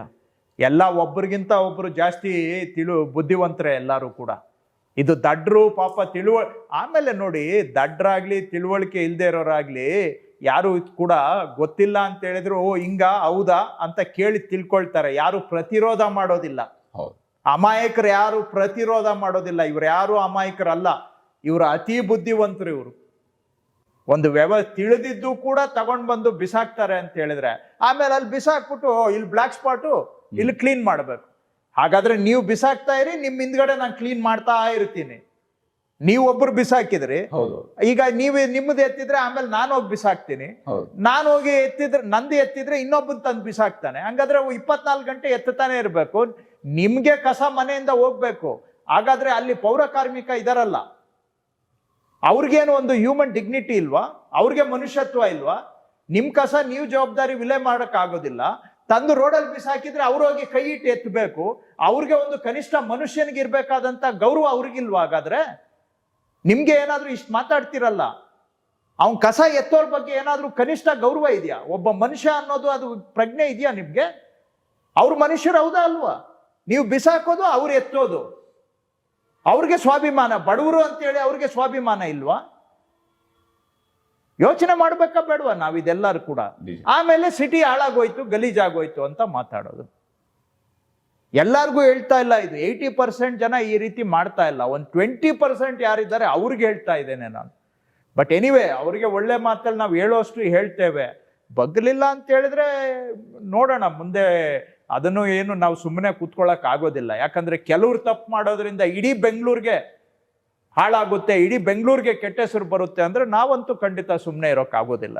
ಆದ್ರೆ ಈಗ ನೀವು ಹೊಸ ಟೆಂಡರ್ ಬಗ್ಗೆ ಮಾತಾಡಿದ್ರಿ. ಹೊಸ ಟೆಂಡರ್ ಬಗ್ಗೆ ಆಲ್ರೆಡಿ ಪ್ರತಿಪಕ್ಷ ನಾಯಕರೇ ಒಂದು ಸುದ್ದಿಗೋಷ್ಠಿಯನ್ನು ಕೂಡ ಮಾಡ್ಕೊಂಡು ಹೇಳಿದ್ರು ಯಾವ ಸ್ವರೂಪದಲ್ಲಿ ಅದಕ್ಕೆ ಪೂರಕ ದಾಖಲೆಗಳನ್ನು ಕೂಡ ಕೊಡ್ತಾನೆ ಅವರು ಹೇಳಿದ್ರು. 10,000 ಕೋಟಿ ರೂಪಾಯಿಯಷ್ಟು ಕಿಕ್ ಬ್ಯಾಕ್ ಅನ್ನು ಮಾಡುವಂತಹ ಟೆಂಡರ್ಗಳಿವು, ಈ ರೀತಿಯಾಗಿ ಮಾಡಿದ್ದಾರೆ. ಇದು ಒಂದು ಲಾಂಗ್ ಟರ್ಮ್ ದುಡ್ಡು ಹೊಡೆಯುವಂತಹ ಯೋಜನೆಯ ರೀತಿಯಾಗಿ ಹೊರತು ಬೆಂಗಳೂರಿನ ಕಸದ ವಿಲೇವಾರಿದ್ದಲ್ಲ ಅಂತ ಹೇಳುವಂತ ಮಾತುಗಳನ್ನು ಕೂಡ ಬಂದಿದೆ. ಹಂಗಾದ್ರೆ ಈಗ ಯಾರು ಅವ್ಯವಸ್ಥೆ ನಡೆಸ್ತಾ ಇದಾರಲ್ಲ ಅವರು ಇವ್ರಿಗೆ ಎಷ್ಟು ಕೊಡ್ತಾ ಇದ್ದಾರೆ? ಹಾಗಾದ್ರೆ ಭಾಗ 2006ರಲ್ಲಿ ಆಗಿರೋ ಟೆಂಡರ್ನ ಇಲ್ಲಿವರೆಗೂ ಇಲ್ಲೀಗಲ್ ಆಗಿ ಮುಂದುವರ್ಸ್ಕೊಂಡು ಬಂದಿದಾರಲ್ಲ, ಬಿಜೆಪಿಯವರು ಸರ್ಕಾರ ನಡೆಸಿದ್ರಲ್ಲ, ಅವರು ಮಾಡ್ತಾ ಇರೋ ದುಡ್ಡಲ್ಲಿ ಇವ್ರಿಗೆ ಎಷ್ಟು ಭಾಗ ಸಿಗ್ತಾ ಇದೆ? ಹಾಗಾದ್ರೆ ಸುಮ್ಮನೆ ಕಲ್ಲು ಹಾಕೋದೇ ನಿಮ್ದು ಕೊಡುಗೆ ಸಮಾಜಕ್ಕೆ ಅಂತ ಹೇಳಿದ್ರೆ ಅದಕ್ಕೆ ನಾನು ಏನು ಹೇಳಲಿಕ್ಕೆ ಆಗೋದಿಲ್ಲ. ಏನಾದರೂ ಪ್ರಾಬ್ಲಮ್ಸ್ ಇವರು ಸಾಲ್ವ್ ಹಾಗಾದ್ರೆ ಇವರು ಟೆಂಡರ್ ಕರೆದು ಇವ್ರ ಅಧಿಕಾರ ಇದ್ದಾಗ ಕೊಡ್ಬೋದಾಗಿತ್ತಲ್ಲ, ಯಾರಿಗೆ ಸರಿ ಇದ್ರೆ ಅವ್ರಿಗೆ. ಯಾಕೆ ಮಾಡಲಿಲ್ಲ? ಹಾಗಾದ್ರೆ ಎಕ್ಸ್ಪೈರ್ ಆಗಿರೋ ಟೆಂಡರ್ ಅನ್ನ ಇಲ್ಲಿವರೆಗೂ ನಡೆಸ್ಕೊಂಡು ಬಂದ್ರಲ್ಲ, ಇವ್ರಿಗೇನು ಲಾಭ ಅದರಲ್ಲಿ ಅಂತ ನಾನು ಕೇಳಲಿಕ್ಕೆ ಬಯಸ್ತೇನೆ. ಏನಾದರೂ ಸುಧಾರಣೆ ಮಾಡೋಕ್ಕಾಗಿದ್ರೆ ಹೋದ್ರೆ ಅದಕ್ಕೆ ಕಲ್ಲಾಕೋದೇನಾ ಇವ್ರ ಕೊಡುಗೆ? ಇವ್ರು ಯಾಕೆ ಸಾಲ್ವ್ ಮಾಡಲಿಲ್ಲ ಇವ್ರ ಅಧಿಕಾರ ಇದ್ದಾಗ ಕೈಯಲ್ಲಿ? ಅವರು ಸಾಲ್ವ್ ಮಾಡಿದ್ದಿದ್ರೆ ನಾವ್ಯಾಕೆ ಹೊಸ ಟೆಂಡರ್ ಕರಿಬೇಕಾಗಿತ್ತು? ಅವ್ರ ಕೈ ಹತ್ರ ಇವ್ರು ಶಾಮೀಲಾಗಿದ್ರೆ ಹಾಗಾದ್ರೆ ಅವರಿಂದ ಇವ್ರಿಗೆ ಏನ್ ಲಾಭ ಆಗ್ತಾ ಇದೆ? ಹಾಗಾದ್ರೆ ಈಗ ಎಕ್ಸ್ಪೈರ್ ಆಗಿರೋದನ್ನ ಮುಂದುವರ್ಸ್ಕೊಂಡು ಹೋಗ್ತಾ ಇದಾರಲ್ಲ, ಅವ್ರ ಪರವಾಗಿ ಇವ್ರು ಮಾತಾಡೋದಾದ್ರೆ ಅದರಿಂದ ಇವ್ರಿಗೆ ಏನ್ ಲಾಭ ಅಂತ ನಾನು ಕೇಳಲಿಕ್ಕೆ ಬಯಸ್ತೇನೆ. ಆದರೆ ಬೆಂಗಳೂರಿನ ಕಸದ ವಿಚಾರದಲ್ಲಿ ಸಿದ್ದರಾಮಯ್ಯವರು 2015ರ ಚುನಾವಣೆಯ ಸಂದರ್ಭದಲ್ಲೂ ಕೂಡ ಒಂದು ಮಾತನ್ನು ಹೇಳಿದರು. ಅದೊಂದು ರೀತಿಯಂತ ಗೋಲ್ಡ್ ತರ ಇದೆ ಬೆಂಗಳೂರಿನ ಕಸ ಅನ್ನುವಂಥದ್ದು, ಗೋಲ್ಡ್, ಅದನ್ನು ಗೋಲ್ಡ್ ಮೈನಿಂಗ್ ತರನೇ ಆಗಬೇಕು ಅನ್ನೋ ಥರ ಹೇಳಿದೆ. ಹೌದು, ಕಲ್ಪನೆ ಕರೆಕ್ಟ್ ಆಗಿರುವಂಥದ್ದು. ಇದು ಬೇರೆ ಬೇರೆ ಕಡೆಗಳಲ್ಲಿ ವಾಸ್ತವವಾಗಿ ಅದನ್ನ ಆಡಳಿತ ವ್ಯವಸ್ಥೆಗೆ ಅದರಿಂದ ಲಾಭದಾಯಕವಾಗಿ ಅದನ್ನು ಕನ್ವರ್ಟ್ ಮಾಡಿರುವಂಥ ಉದಾಹರಣೆಗಳಿದ್ದಾವೆ. ಬೆಂಗಳೂರಿನಲ್ಲೇ ನಿಮ್ಮದೇ ಪಕ್ಷದ ಶಾಸಕರು, ಇನ್ಫ್ಯಾಕ್ಟ್ ಸಚಿವರ ಕಾನ್ಸ್ಟಿಟ್ಯೂನ್ಸಿಗಳಲ್ಲೂ ಕೂಡ ಕಸವನ್ನ ಬಹಳ ಸಮರ್ಪಕವಾಗಿ ವಿಲೇವಾರಿ ಮಾಡಿರುವಂತ ಉದಾಹರಣೆ, ಎಕ್ಸಾಂಪಲ್ಗಳು ಸೆಟ್ ಇದ್ದಾವೆ. ಆದ್ರೆ ಇದನ್ನು ಎಲ್ಲ ಕಡೆಗೆ ಯಾಕೆ ವ್ಯಾಪಿಸೋದಕ್ಕೆ ಸಾಧ್ಯ ಆಗೋದಿಲ್ಲ? ಯಾವ ಸ್ವರೂಪದಲ್ಲಿ ನಮ್ಮ ಬೆಂಗಳೂರಿನ ಕಸವನ್ನ ಇಲ್ಲೇನೆ ವಿಲೇವಾರಿ ಆಗುವಂತ ಮತ್ತು ಅದರಿಂದಲೇ ಸಂಪಾದನೆಯೂ ಕೂಡ ಮಾಡೋದಕ್ಕೆ ಸಾಧ್ಯ ಆಗುವಂತ ವ್ಯವಸ್ಥೆ ಯಾವಾಗ ಅದರಿಂದ ವಿದ್ಯುತ್ ಉತ್ಪಾದನೆ ಅಥವಾ ಉಳಿದ ಇವತ್ತು ಒಂದು ಬಹಳ ದೊಡ್ಡ ಹೋಟೆಲ್ ಅದಕ್ಕೆ ಬೇಕಾಗಿರುವಂತ ಅದರ ಸೆಂಟ್ರಲೈಸ್ಡ್ ಕಿಚನ್ ಇವತ್ತು ನಡೀತಾ ಇರುವಂತದ್ದು BBMPಯ ಒಂದು ಗ್ಯಾಸ್ ಸಪ್ಲೈಯಿಂದ ನಡೀತಾ ಇದೆ, ಡೈರೆಕ್ಟ್ ಆಗಿ ಮಾಡ್ತಾ ಇದ್ದಾರೆ. ಕೋರಮಂಗಲದಲ್ಲಿ ಅಂಥದ್ದೊಂದು ವ್ಯವಸ್ಥೆ ಇದೆ. ಇವುಗಳೆಲ್ಲ ಯಾವಾಗ? ಇದು ಬೆಂಗಳೂರಿಗಿರುವಂತ ಎಕ್ಸಾಂಪಲ್ಗಳು ಇಲ್ಲೇ ಇದ್ದಾವೆ. ಇಲ್ಲಿರುವ ಬ್ಯಾಡ್, ನಾನು ಆರಂಭದಲ್ಲಿ ಹೇಳಿದಾಗೆ ಆಡಳಿತ ವ್ಯವಸ್ಥೆ ಸ್ವಲ್ಪ ಜವಾಬ್ದಾರಿಯಿಂದ ನಡ್ಕೊಂಡ್ರೆ 100ಕ್ಕೆ 100 ಅಲ್ಲದೆ ಇದ್ರೂ ಕೂಡ ಸಾಕಷ್ಟು ಇದಕ್ಕೆಲ್ಲ ಪರಿಹಾರಗಳನ್ನು ನಾವು ಕಂಡುಕೊಳ್ಬೋದು. ಆಡಳಿತ ವ್ಯವಸ್ಥೆ ಶಿಥಿಲ ಆದರೆ ಎಲ್ಲ ಹೆಜ್ಜೆ ಹೆಜ್ಜೆಗೂ ಪ್ರಾಬ್ಲಮ್ಗಳು ಸೃಷ್ಟಿ ಆಗ್ತವೆ. ಈ ಕಸ ನಿರ್ವಹಣೆಯನ್ನು ಕೂಡ ಅದಕ್ಕೆ ಒಂದು ಉದಾಹರಣೆ. ಇದು 20 ವರ್ಷದಿಂದ ನಾವು ಒಂದು ಹೊಸ ಸಿಸ್ಟಮನ್ನು, ಕಾಲದ ಅವಶ್ಯಕತೆಗೆ ತಕ್ಕಂಥ ಸಿಸ್ಟಮನ್ನು ತರೋದಕ್ಕೆ ಆಗಲಿಲ್ಲ ಅಂತ ಹೇಳಿದರೆ, ಕೊನೆಗೆ DK ಶಿವಕುಮಾರ್ ಅವರು ಬಂದು ಈಗ ಅದನ್ನು ಹೊಸ ಸಿಸ್ಟಮನ್ನು ತರ್ತಾ ಇದ್ದೇವೆ. ಇಲ್ಲಿವರೆಗೂ ನಾವು ಮಾಡೋಕ್ಕಾಗಲಿಲ್ಲ ಅಂತ ಹೇಳಿದ್ರೆ ಸರ್ಕಾರಗಳ ವೈಫಲ್ಯ ಅಷ್ಟೇ ಅಲ್ಲ, ಆಡಳಿತ ವ್ಯವಸ್ಥೆಯ ವೈಫಲ್ಯಕ್ಕೂ ಇದೊಂದು ಕನ್ನಡಿ ಅಂತ ನಾನು ಆಗಲೇ ಹೇಳಿದ್ದು. ಯಾವಾಗ ಈ ವ್ಯವಸ್ಥೆ ಶಿಥಿಲ ಆಗುತ್ತೆ ಎಲ್ಲ ರಂಗದಲ್ಲಿಯೂ ಕೂಡ ಸಮಸ್ಯೆ ಆಗುತ್ತೆ. ಎನಿವೇ ಈಗ ನಾವು ಮಾಡೋದಕ್ಕೆ ಹೊರಟಿರೋದು ಇಂಟಗ್ರೇಟೆಡ್ ಸಾಲಿಡ್ ವೇಸ್ಟ್ ಮ್ಯಾನೇಜ್ಮೆಂಟೇ. ಅದರಲ್ಲಿ ಇದನ್ನೆಲ್ಲ ಸಂಸ್ಕರಣೆ ಮಾಡಬೇಕು ಅಂತಾನೆ ಅವ್ರಿಗೆ ನಾವು ಕಂಡೀಷನ್ ಹಾಕಿರುವಂತಹದ್ದು.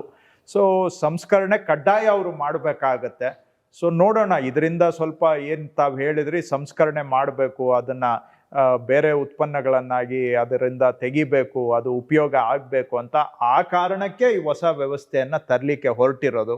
ಅಟ್ಲೀಸ್ಟ್ ಇದನ್ನು ಇಂಪ್ಲಿಮೆಂಟ್ ಮಾಡಿದಾಗಾದರೂ ಸುಧಾರಣೆ ಆಗ್ಬಹುದು ಅಂತ ನಾನು ನಂಬಿದ್ದೇನೆ.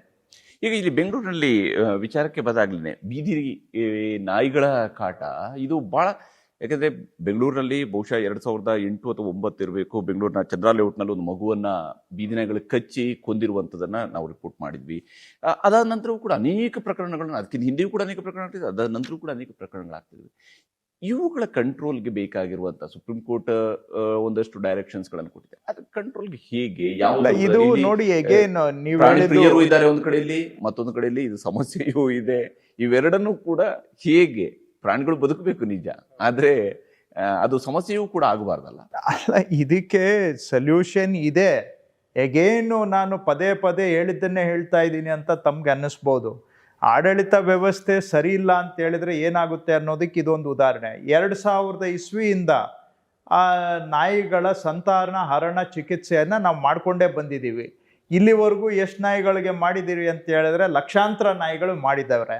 ಆದರೆ ನಾಯಿಗಳ ಸಂಖ್ಯೆ ನೋಡಿದ್ರೆ ಅಷ್ಟೇ ಇದೆ ಬೆಂಗಳೂರಲ್ಲಿ.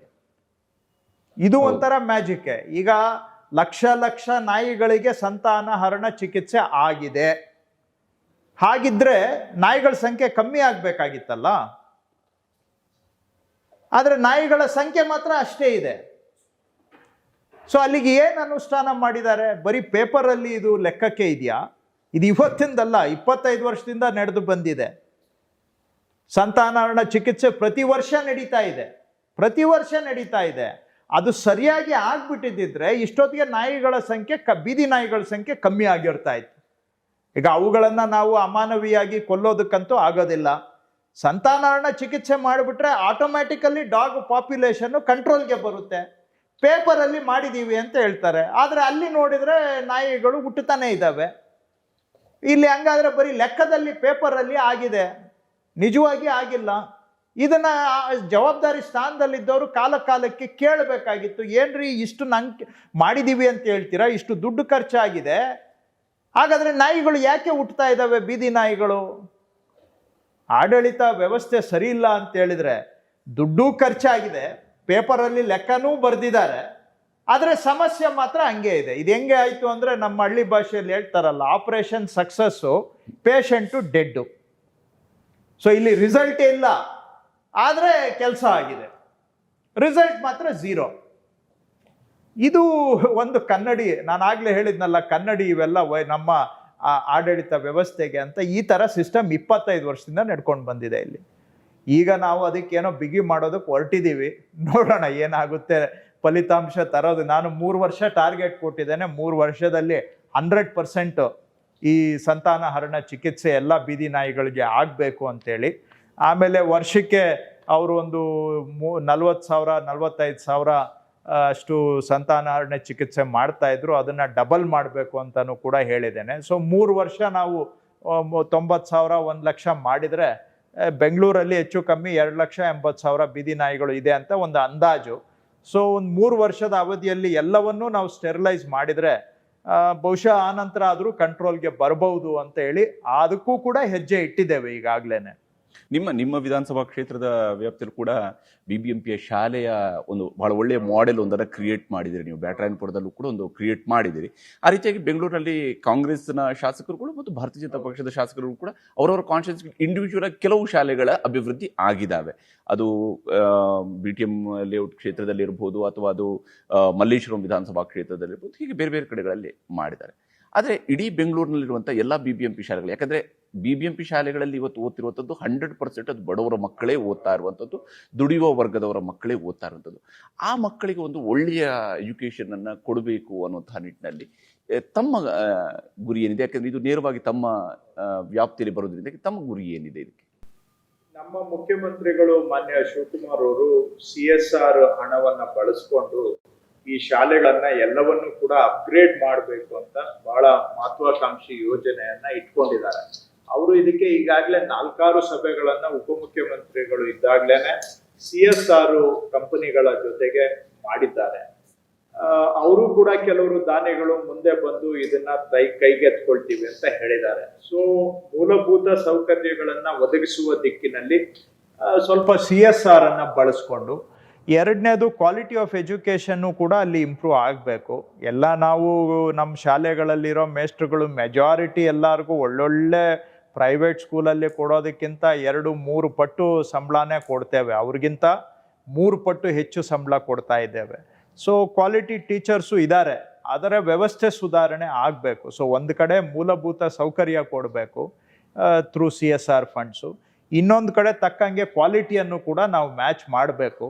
ಖಂಡಿತ ಅದು ಎಜುಕೇಷನ್ ಡಿಪಾರ್ಟ್ಮೆಂಟ್ ಅವ್ರ ಜೊತೆಗೂ ಕೋಆರ್ಡಿನೇಷನ್ ಮಾಡಿ ಈ ಶಾಲೆಗಳನ್ನು ಸುಧಾರಣೆ ಮಾಡೋ ಪ್ರಯತ್ನ ಮಾಡ್ತೇವೆ. ಆದರೆ ಬೆಂಗಳೂರಲ್ಲಿ ಏನಾಗಿದೆ, ಎಲ್ಲ ಹೋದ್ರೂ ಕೂಡ ಸಮಸ್ಯೆಗಳೇ ಇದಾವೆ. ಯಾವನ್ನ ಮಾಡೋದು, ಯಾವ್ದನ್ನ ಬಿಡೋದು, ಯಾವುದು ಬಿಡಂಗಿಲ್ಲ, ಎಲ್ಲ ಮಾಡ್ಬೇಕು. ಯಾಕಂದ್ರೆ ಇಲ್ಲಿ ಬೇರೆ ಬೇರೆ ವರ್ಟಿಕಲ್ ಅಲ್ಲಿ ಕಾಣ್ತಾ ಇದಾವೆ. ಅದು ಕಸದ್ದು ಒಂದು ವರ್ಟಿಕಲ್ ಕಾಣ್ತಿದೆ, ರಸ್ತೆದೇ ಒಂದು ವರ್ಟಿಕಲ್ ಇದೆ, ಅಥವಾ ನೀವು ಚರಂಡಿ ಹೋದ್ರೆ ಅಲ್ಲೊಂದು ಇದಿದೆ, ಕೆರೆಗಳಿಗೆ ಹೋದ್ರೆ ಕೆರೆಗಳ ಕಾಣ್ತಾ ಇದೆ, ಟ್ರಾಫಿಕ್ ಕಾಣುತ್ತೆ, ಇವೆಲ್ಲವೂ ಕೂಡ. ಬಟ್ ಇವೆಲ್ಲವನ್ನು ಕೂಡ ಹೇಗೆ ಅಂದ್ರೆ ನೀವು ಈಗ ಮಿನಿಮಮ್ ಟಾರ್ಗೆಟ್ ಏನ್ ಇಟ್ಕೊಂಡಿದ್ದೀರಿ ಮತ್ತು ದೂರದ ಟಾರ್ಗೆಟ್ ಅನ್ನು? ಒಂದು 3-4 ಪ್ರಮುಖ ಸಮಸ್ಯೆಗಳಿದಾವೆ ಬೆಂಗಳೂರಲ್ಲಿ. ಟ್ರಾಫಿಕ್ಗೆ ನೀವೇನು ಓವರ್ ನೈಟ್ ಸೊಲ್ಯೂಷನ್ ಮಾಡೋದು ಕಷ್ಟ ಇದೆ. ಬೆಂಗಳೂರಲ್ಲಿ 1.5 ಕೋಟಿ ಜನ ಇದ್ರೆ 1.5 ಕೋಟಿ ವೆಹಿಕಲ್ಸ್ ಇದೆ. ದೇಶದಲ್ಲಿ ಹೈಯೆಸ್ಟ್ ವೆಹಿಕಲ್ಸು ಬೆಂಗಳೂರಲ್ಲಿದೆ. ಬೇರೆ ನಗರಗಳಲ್ಲಿ ಮನುಷ್ಯರಿಗೆ ವೆಹಿಕಲ್ಸ್ಗೆ ಹೋಲಿಕೆ ಮಾಡಿದರೆ ಹೈಯೆಸ್ಟು 1:1 ಬೆಂಗಳೂರಲ್ಲಿದೆ. ಯಾವ ಸಿಟಿಯಲ್ಲೂ ಇಷ್ಟು ವೆಹಿಕಲ್ಸ್ ಇಲ್ಲ, ಈ ರೇಷಿಯೋನು ಕೂಡ ಇಲ್ಲ.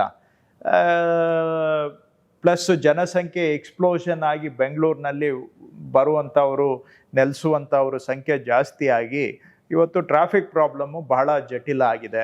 ಹಾಗೆ ನೀವು ಹೇಳ್ದಂಗೆ ರಸ್ತೆಗಳ ಗುಣಮಟ್ಟನೂ ಕೂಡ ಇದು ಒಂದು ವರ್ಟಿಕಲ್ಲು, ಅದೊಂದು ಸಮಸ್ಯೆ. ಹಾಗೆ ಕಸದ್ದು ಸಮಸ್ಯೆ. ಈ ರೀತಿಯಾಗಿ ಒಂದು 4-5 ಇಂಪಾರ್ಟೆಂಟು ವರ್ಟಿಕಲ್ಸ್ ಇದೆ. ಕೆಲವು ಶಾರ್ಟ್ ಟರ್ಮಲ್ಲಿ ನಾವು ಮಾಡ್ಬೋದು. ಈಗ ಮಾನ್ಯ ಮುಖ್ಯಮಂತ್ರಿಗಳ ಒಂದು ಸಹಕಾರದಿಂದ ಮುಂದಿನ 6 ತಿಂಗಳಲ್ಲಿ ಒಂದು 4,000-5 ಸಾವಿರ ಕೋಟಿ ರೂಪಾಯಿ ಬರೀ ರೋಡ್ ಇಂಪ್ರೂವ್ಮೆಂಟ್ಗೆ ನಾವು ಇನ್ವೆಸ್ಟ್ಮೆಂಟ್ ಮಾಡ್ತಾ ಇದ್ದೇವೆ. ಈಗಿರೋ ರೋಡ್ಗಳ ಇಂಪ್ರೂವ್ಮೆಂಟ್ 4,000-5 ಸಾವಿರ ಕೋಟಿ ರೂಪಾಯಿ ಅದಕ್ಕೆ ಖರ್ಚು ಮಾಡ್ತಾ ಇದ್ದೇವೆ, ಬಂಡವಾಳ ಹೂಡ್ತಾ ಇದ್ದೇವೆ. ಹಾಗೆ ಮೆಟ್ರೋಗೆ ಇನ್ವೆಸ್ಟ್ ಮಾಡ್ತಾ ಇದ್ದೇವೆ, ಸಬರ್ಬನ್ ರೈಲಲ್ಲಿ ಇನ್ವೆಸ್ಟ್ ಮಾಡ್ತಾ ಇದ್ದೇವೆ, ಮತ್ತು ಇದ್ರ ಜೊತೆಗೆ ಬಸ್ಸುಗಳು ಕೂಡ ಹೆಚ್ಚು ಕೊಂಡ್ಕೊಳ್ಬೇಕು ಅಂತ ಸರ್ಕಾರದಲ್ಲಿ ತೀರ್ಮಾನ ಆಗಿದೆ. ಸೊ ಸಾರ್ವಜನಿಕ ಸಾರಿಗೆಗೆ ಹೆಚ್ಚಿನ ಮಹತ್ವ ಕೊಡ್ತಾ ಇದ್ದೇವೆ. ಅದರ ಜೊತೆಗೆ ನಾವು ಟನಲ್ಸು, ಈ ಎಲಿವೇಟೆಡ್ ರೋಡ್ಗಳನ್ನು ಮಾಡೋದ್ರ ಮುಖಾಂತರ ಇವೆಲ್ಲ ಸೇರಿದರೆ ಬೆಂಗಳೂರಿನ ಟ್ರಾಫಿಕ್ಕಿಗೆ short term, medium term, long term ಗೋಲ್ಸನ್ನು ನಾವು ಹಾಕ್ಕೊಂಡಿದ್ದೇವೆ. ಹಾಗೇನೆ ಕಸದ್ದು ಆಗಲೇ ಭಾಳಷ್ಟು ಮಾತಾಡಿದ್ದೇವೆ. ಕಸಕ್ಕೂ ಕೂಡ ಹೊಸ ಟೆಂಡರ್ಸನ್ನು ಇಂಪ್ಲಿಮೆಂಟ್ ಮಾಡಿ ಅಲ್ಲೂ ಸುಧಾರಣೆ ತರಲಿಕ್ಕೆ ಹೊರಟಿದ್ದೇವೆ. ಸೊ ಈ ರೀತಿಯಾಗಿ ಕೆಲವೆಲ್ಲ ನಾವು ಪ್ಲ್ಯಾನ್ ಮಾಡಿಕೊಂಡು ಹೋಗಬೇಕು. ಇದರ ಮಧ್ಯದಲ್ಲಿ ಒಂದು ಗಿಡ ನೆಡೋದು ಕೂಡ ಸರಿಯಾಗಿ ಆಗಬೇಕು. ಬೀದಿ ನಾಯಿಗಳ ನಿಗ್ರಹನೂ ಕೂಡ ಆಗಬೇಕು. ಹಾಗೆ ನೀವು ಎಜುಕೇಷನ್ ಪ್ರಸ್ತಾಪ ಮಾಡಿದ್ದೀರಾ.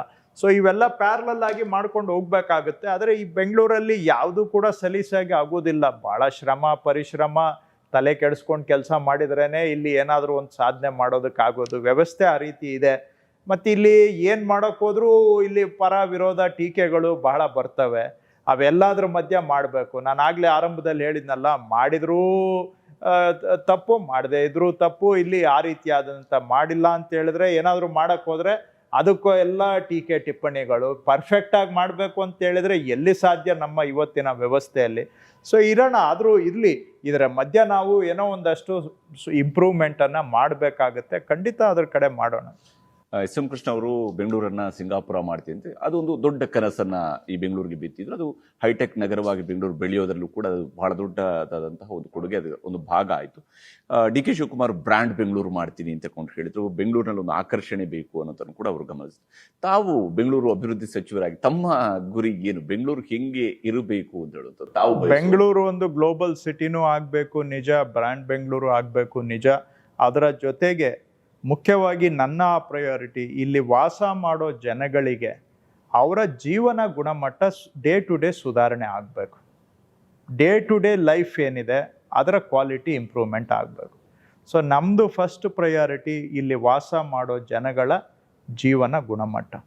ಅದು ಸರಿ ಹೋದರೆ ಬ್ರ್ಯಾಂಡು ಇಂಪ್ರೂವ್ ಆಗುತ್ತೆ, ಗ್ಲೋಬಲ್ ಇನ್ವೆಸ್ಟ್ಮೆಂಟು ಟ್ಯಾಲೆಂಟನ್ನು ಕೂಡ ಅಟ್ರ್ಯಾಕ್ಟ್ ಮಾಡಲಿಕ್ಕೆ ಸಾಧ್ಯ ಆಗುತ್ತೆ. ಬಟ್ ಮೋರ್ ದೆನ್ ನಾವು ಗ್ಲೋಬಲ್ ಸಿಟಿ ಮಾಡಬೇಕು ಅನ್ನೋದಕ್ಕಿಂತ ಇಲ್ಲಿ ವಾಸ ಮಾಡೋ ಜನಗಳ ಜೀವನ ಸುಧಾರಣೆ ಆಗಬೇಕು. ಒಂದು ಸೆಂಟೆನ್ಸಲ್ಲಿ ಹೇಳೋದಾದರೆ ಅದು ನಮ್ಮ ಗುರಿ. ಆದರೆ ಕೃಷ್ಣ ಬೈರೇಗೌಡರು ಕೇವಲ ಮೋರಿ ಕ್ಲೀನ್ ಮಾಡೋದಕ್ಕೆ, ರಸ್ತೆ ಗುಂಡಿ ಮುಚ್ಚೋದಕ್ಕೆ, ಕಸ ಎತ್ತೋದಕ್ಕೆ ಇವಿಷ್ಟಕ್ಕೆ ಮಾತ್ರ ಸಚಿವರಾಗಿದ್ದಾರೆ ಬೆಂಗಳೂರು ಅಭಿವೃದ್ಧಿಯಲ್ಲಿ ಹೊರತು ಬೇರೇನು ಬೆಂಗಳೂರು ಅಭಿವೃದ್ಧಿಯ ಉಳಿದ ಕೆಲಸಗಳೇನು ಕೃಷ್ಣ ಬೈರೇಗೌಡರ ಕೈಯಲ್ಲಿ ಆಗುವಂಗೆ ಕಾಣ್ತಾ ಇಲ್ಲ. ಯಾಕಂದ್ರೆ ಆ ಖಾತೆಯಲ್ಲಿ ಆ ವ್ಯಾಪ್ತಿಗಳು ಇಲ್ಲ ಅಂತೇಳಿ. ಇದಕ್ಕೆ ಏನು ಹೇಳ್ತೀರಿ ತಾವು? ಕೊಡೋವಾಗ ಬಹುಶಃ ನಮ್ಮ ಸಾಮರ್ಥ್ಯ ಎಲ್ಲ ಅಳತೆ ಮಾಡಿ ತೂಕ ಹಾಕಿ ನಮ್ಮ ಸಾಮರ್ಥ್ಯ ನೋಡಿ ಕೊಟ್ಟಿರ್ತಾರೆ. ಕೊಟ್ಟಿರೋ ಕೆಲಸ ಮಾಡೋಣ. ಕೊಟ್ಟಿರೋ ಕೆಲಸದಲ್ಲೂ ಮಾಡೋದಕ್ಕೆ ಸಾಕಷ್ಟು ಕೆಲಸ ಅಂತೂ ಇದೆ. ಕೆಲಸ ಮಾಡಿದರೆ 24 ಗಂಟೆ ಸಾಲೋದಿಲ್ಲ, 48 ಗಂಟೆ ಇದ್ರೂ ಸಾಲೋದಿಲ್ಲ, ಅಷ್ಟು ಕೆಲಸ ಅಂತೂ ಇದೆ. ಸೊ ಕೆಲಸ ಮಾಡೋಣ. ಇನ್ನು ಉಳಿದಿದ್ದು ನಮ್ಮ ಸಾಮರ್ಥ್ಯ ಇಲ್ಲದೆ ಇರೋದು ನಾವು ಕೇಳೋದು ಬಹುಶಃ ಸರಿ ಇಲ್ವೇನೋ ಅಂತ ಅನಿಸುತ್ತೆ. ನಮ್ಮ ಸಾಮರ್ಥ್ಯ ಇದ್ರೆ ಇದರಲ್ಲೇ ಅದನ್ನು ತೋರಿಸೋಣ, ಇದರಲ್ಲೇ ಒಂದಷ್ಟು ಕೆಲಸ ಮಾಡಿ ರಿಸಲ್ಟ್ ಕೊಡೋಣ, ಅದರಲ್ಲೇ ಸಾರ್ಥಕತೆಯನ್ನು ನಾನು ಕಂಡುಕೊಳ್ಬೇಕು ಅನ್ನೋದು ನನ್ನ ಆಲೋಚನೆ. ಯಾಕಂದರೆ ಇದರಲ್ಲಿ ಪ್ರಪಂಚದಲ್ಲಿ ಯಾವುದು ದೊಡ್ಡ ಕೆಲಸ ಇಲ್ಲ, ಯಾವುದು ಕಮ್ಮಿ ಕೆಲಸ ಇಲ್ಲ. ಯಾವುದು ಸಣ್ಣ ಕೆಲಸ ಆದರೂ ಕೂಡ ಅದನ್ನು ಪ್ರಾಮಾಣಿಕವಾಗಿ ಮಾಡಿದರೆ ಅದರಲ್ಲೇ ಒಂದಷ್ಟು ರಿಸಲ್ಟನ್ನು ಕೊಡ್ಬೋದು. ಏನಿದೆ ಅದನ್ನು ಮಾಡೋಣ.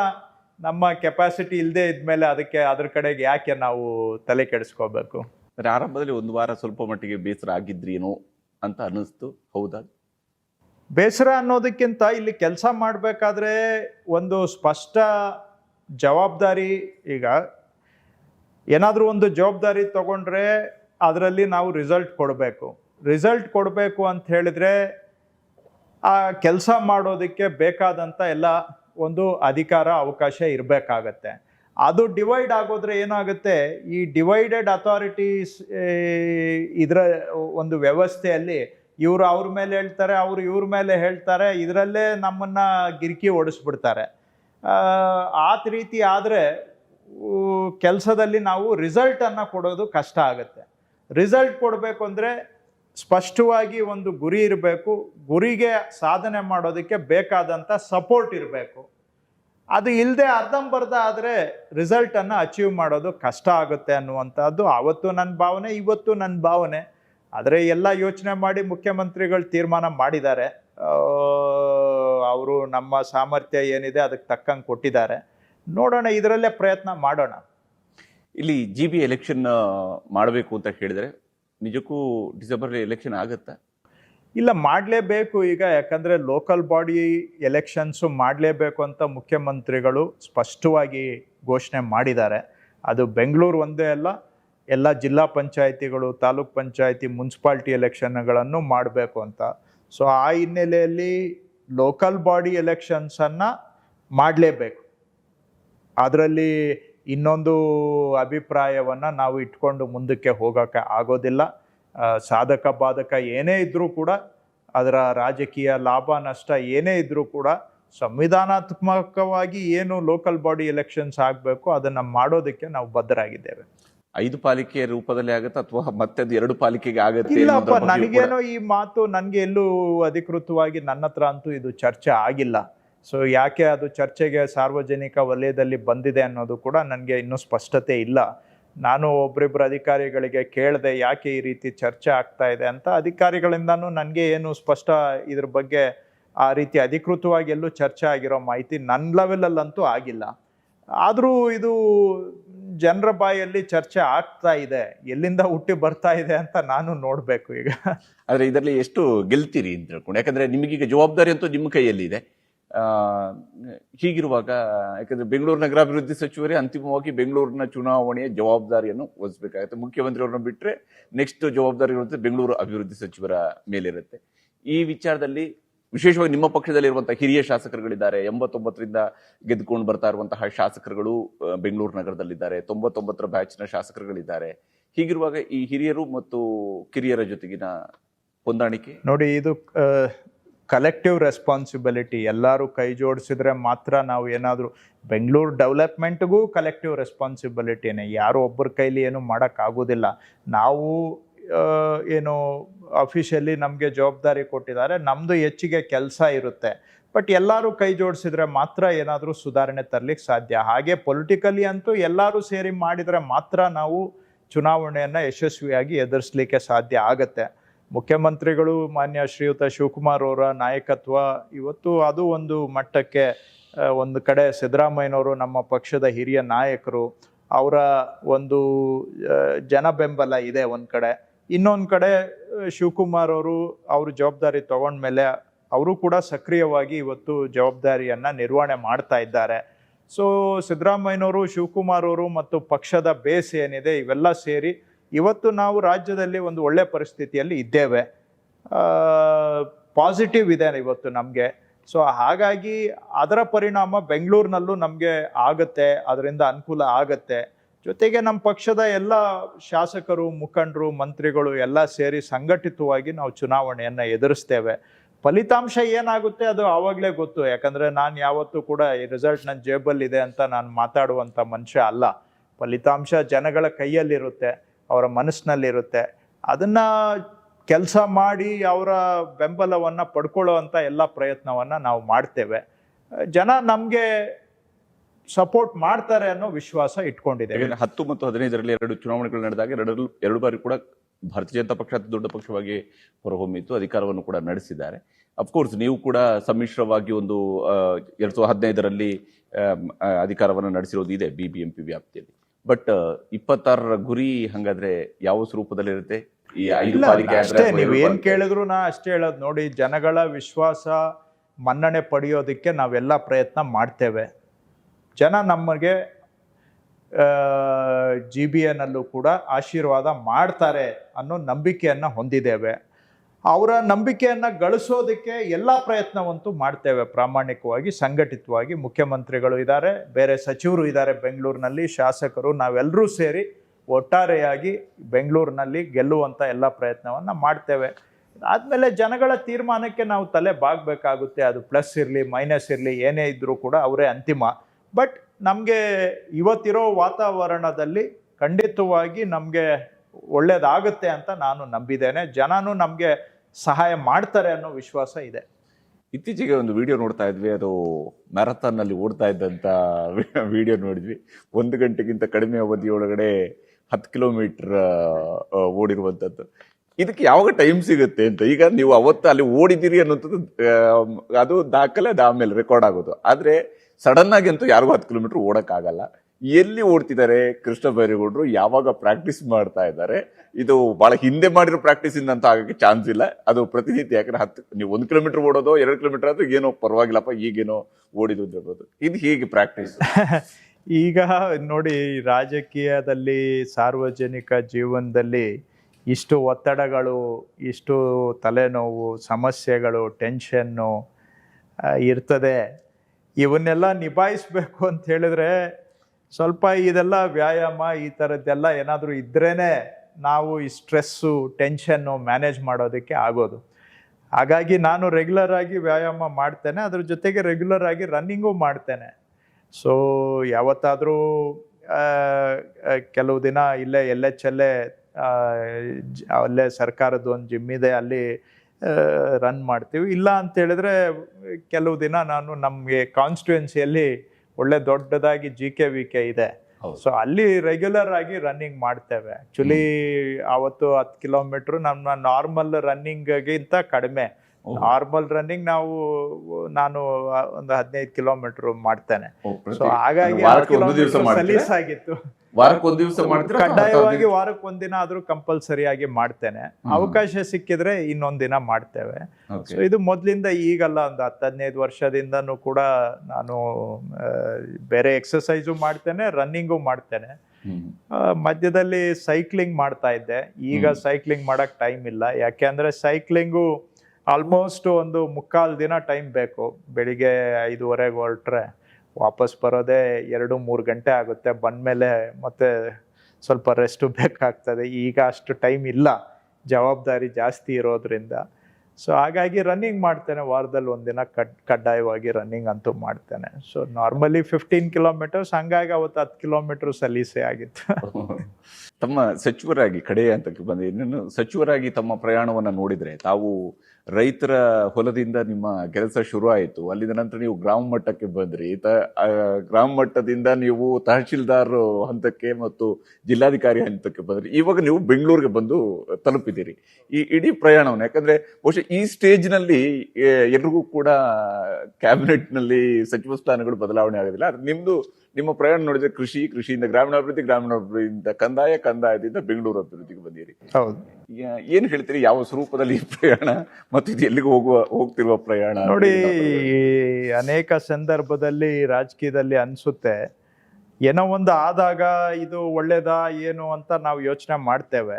ಆದ್ರೆ ಸ್ವಲ್ಪ ನಿರ್ಲಿಪ್ತವಾಗಿ ಯೋಚನೆ ಮಾಡಿದ್ರೆ ಅನೇಕ ಬಾರಿ ನನಗೆ ಅನ್ಸುತ್ತೆ ಆಗೋದೆಲ್ಲ ಒಳ್ಳೇದಕ್ಕೆ ಆಗುತ್ತೆ ಅಂತ. ಅದೇ ತರ ಈಗ ನಾನು ಯಾವ್ಯಾವ ಖಾತೆಗಳ ನಿರ್ವಹಣೆ ಮಾಡಿದ್ದೇನೆ ಅದನ್ನು ನೋಡಿದಾಗ್ಲೂ ಕೂಡ ಎಲ್ಲ ಒಂದ್ ಕಡೆ ಆಗೋದೆಲ್ಲ ಒಳ್ಳೇದಕ್ಕೆ ಅಂತ ಅನ್ಸುತ್ತೆ. ಕೃಷಿ ಇಲಾಖೆ 5 ವರ್ಷ ಮಾಡಿದೆ. ಬಹುಶಃ 40-50 ವರ್ಷದಲ್ಲಿ 5 ವರ್ಷ ಕೃಷಿ ಇಲಾಖೆ ನಡೆಸಿರೋದು ನಾನು ಒಬ್ಬನೇ. ಇನ್ಯಾರೂ 5 ವರ್ಷ ಮಾಡಿಲ್ಲ. ನಾನು ಬಿಟ್ರೆ ನೆಕ್ಸ್ಟ್ ಲಾಂಗೆಸ್ಟ್ ನಮ್ಮ ತಂದೆಯವರು, ಅವರು 4.5 ವರ್ಷ ಮಾಡಿದ್ರು. ನಾನು 5 ವರ್ಷ ಕಂಪ್ಲೀಟ್ ಮಾಡಿದ್ದೇನೆ. ಈ 75ನೇ ಇಸ್ವಿ ನಂತರ ಅಂತೂ, ಅದಕ್ಕೆ ಹಿಂದೆ ಗೊತ್ತಿಲ್ಲ, 70ನೇ ಇಸ್ವಿ ನಂತರ 5 ವರ್ಷ ಕೃಷಿ ಖಾತೆ ನಾನೊಬ್ಬನೇ. ಅದಾದ್ಮೇಲೆ rural development, panchayat Raju, law and parliamentary affairs, ಹೀಗೆ ಸರ್ಕಾರ, ನನ್ನ ಪಾರ್ಟಿ ನನಗೆ ಜವಾಬ್ದಾರಿಯನ್ನ ಕೊಟ್ಟಿತ್ತು. ಅದಾದ್ಮೇಲೆ ರೆವಿನ್ಯೂ ಡಿಪಾರ್ಟ್ಮೆಂಟು. ಸೊ ಅವೆಲ್ಲ ರೂರಲ್ ರಿಲೇಟೆಡ್ ಡಿಪಾರ್ಟ್ಮೆಂಟ್ಸೇ ಇತ್ತು. ಸೊ ಆರಂಭದಲ್ಲಿ ನನಗೆ ಕೃಷಿ ಮಂತ್ರಿ ಮಾಡಿದಾಗ ಕೆಲವರೆಲ್ಲ ಇವ್ರಿಗೆ IT-BT ಕೊಡ್ಬೇಕಾಗಿತ್ತು ಅಂತ 12 ವರ್ಷ ಹಿಂದೆ ಮಾತಾಡಿದವರು ಕೂಡ ಇದ್ದಾರೆ. ಆದ್ರೆ ನನಗೆ ಎಲ್ಲ ಅರ್ಬನ್ ಏರಿಯಾದಿಂದ ಶಾಸಕನಾಗಿದ್ರು ಕೂಡ ಎಲ್ಲ ಇಲ್ಲಿವರೆಗೆ ಬರೀ ರೂರಲ್ ರಿಲೇಟೆಡ್ ಹೆಚ್ಚು ಜವಾಬ್ದಾರಿ. ಸೊ ಈ ಬಾರಿ ಮೊದಲನೇ ಬಾರಿಗೆ ಅರ್ಬನ್ ರಿಲೇಟೆಡ್ ಇದೆ, ಮತ್ತೆ ಒಂದು ಡೆವಲಪ್ಮೆಂಟ್ ಡಿಪಾರ್ಟ್ಮೆಂಟು ಆಗಿದೆ. ಸೊ ಎಲ್ಲ ಒಂದ್ ಕಡೆ ಅವೆಲ್ಲ ಕೆಲಸಗಳು ಈ ಕೆಲಸಕ್ಕೆ ನನಗೆ ತಯಾರಿ ಮಾಡಿದ್ದಾವೆ ಅಂತ ಅನ್ಸುತ್ತೆ. ಮತ್ತೆ ಯಾವ ಕೆಲಸನೂ ದೊಡ್ಡದು ಇಲ್ಲ, ಯಾವ ಕೆಲಸನೂ ಚಿಕ್ಕದು ಇಲ್ಲ. ಕೊಟ್ಟಿದ್ದ ಜವಾಬ್ದಾರಿಯನ್ನ ಕೈಲಾದಷ್ಟು ಮಟ್ಟಿಗೆ ಪರಿಣಾಮಕಾರಿಯಾಗಿ ಮಾಡಬೇಕು ಅನ್ನುವಂಥದ್ದು. ಬಟ್ ಒಟ್ಟಾರೆ ಈಗ ಸರ್ಕಾರ ಮತ್ತು ಪಕ್ಷ ನಮಗೆ ಎಲ್ಲ ಅವಕಾಶಗಳನ್ನು ಮಾಡಿಕೊಟ್ಟಿದೆ. ಸೊ ಅವರ ಋಣ ತೀರಿಸ್ಬೇಕು ಅಂತ ಹೇಳಿದ್ರೆ ಕೊಟ್ಟಿರೋ ಜವಾಬ್ದಾರಿಯಲ್ಲಿ ಏನಾದರೂ ಒಂದಷ್ಟು ಪ್ರಾಮಾಣಿಕವಾಗಿ ಪ್ರಯತ್ನ ಮಾಡಬೇಕು. ಜನನು ನನಗೆ 6 ಬಾರಿ ಶಾಸಕನಾಗಿ ಆಯ್ಕೆ ಮಾಡಿದ್ದಾರೆ. ರಾಜ್ಯದಲ್ಲೂ ಕೂಡ ಬೇರೆ ಬೇರೆ ಇಲಾಖೆಗಳಲ್ಲಿ ಕೆಲಸ ಮಾಡಿದಾಗ ಜನ ನಮಗೆ ಸಪೋರ್ಟ್ ಮಾಡಿದ್ದಾರೆ. ಸೊ ಅವರ ಋಣ ತೀರಿಸ್ಬೇಕು ಅಂದರೂ ಕೂಡ ಏನೋ ನಮ್ಮ ಕೈಲಾದಷ್ಟು ಅಳಿಲು ಸೇವೆಯನ್ನು ನಮ್ಮ ಜನಗಳಿಗೆ, ರಾಜ್ಯಕ್ಕೆ, ನಮ್ಮ ಪಕ್ಷಕ್ಕೆ, ನಮ್ಮ ಮೇಲೆ ನಂಬಿಕೆ ಇಟ್ಟಿರುವಂಥವ್ರಿಗೆ, ನನಗೆ ಸಪೋರ್ಟ್ ಮಾಡುವಂಥ ನಮ್ಮ ಕುಟುಂಬ ಇದ್ದಾರೆ, ನಮ್ಮ ಕ್ಷೇತ್ರದ ಜನ ಇದ್ದಾರೆ, ಅವರು ಋಣ ತೀರಿಸುವಂಥ ಪ್ರಯತ್ನ ಮಾಡಬೇಕಷ್ಟೆ.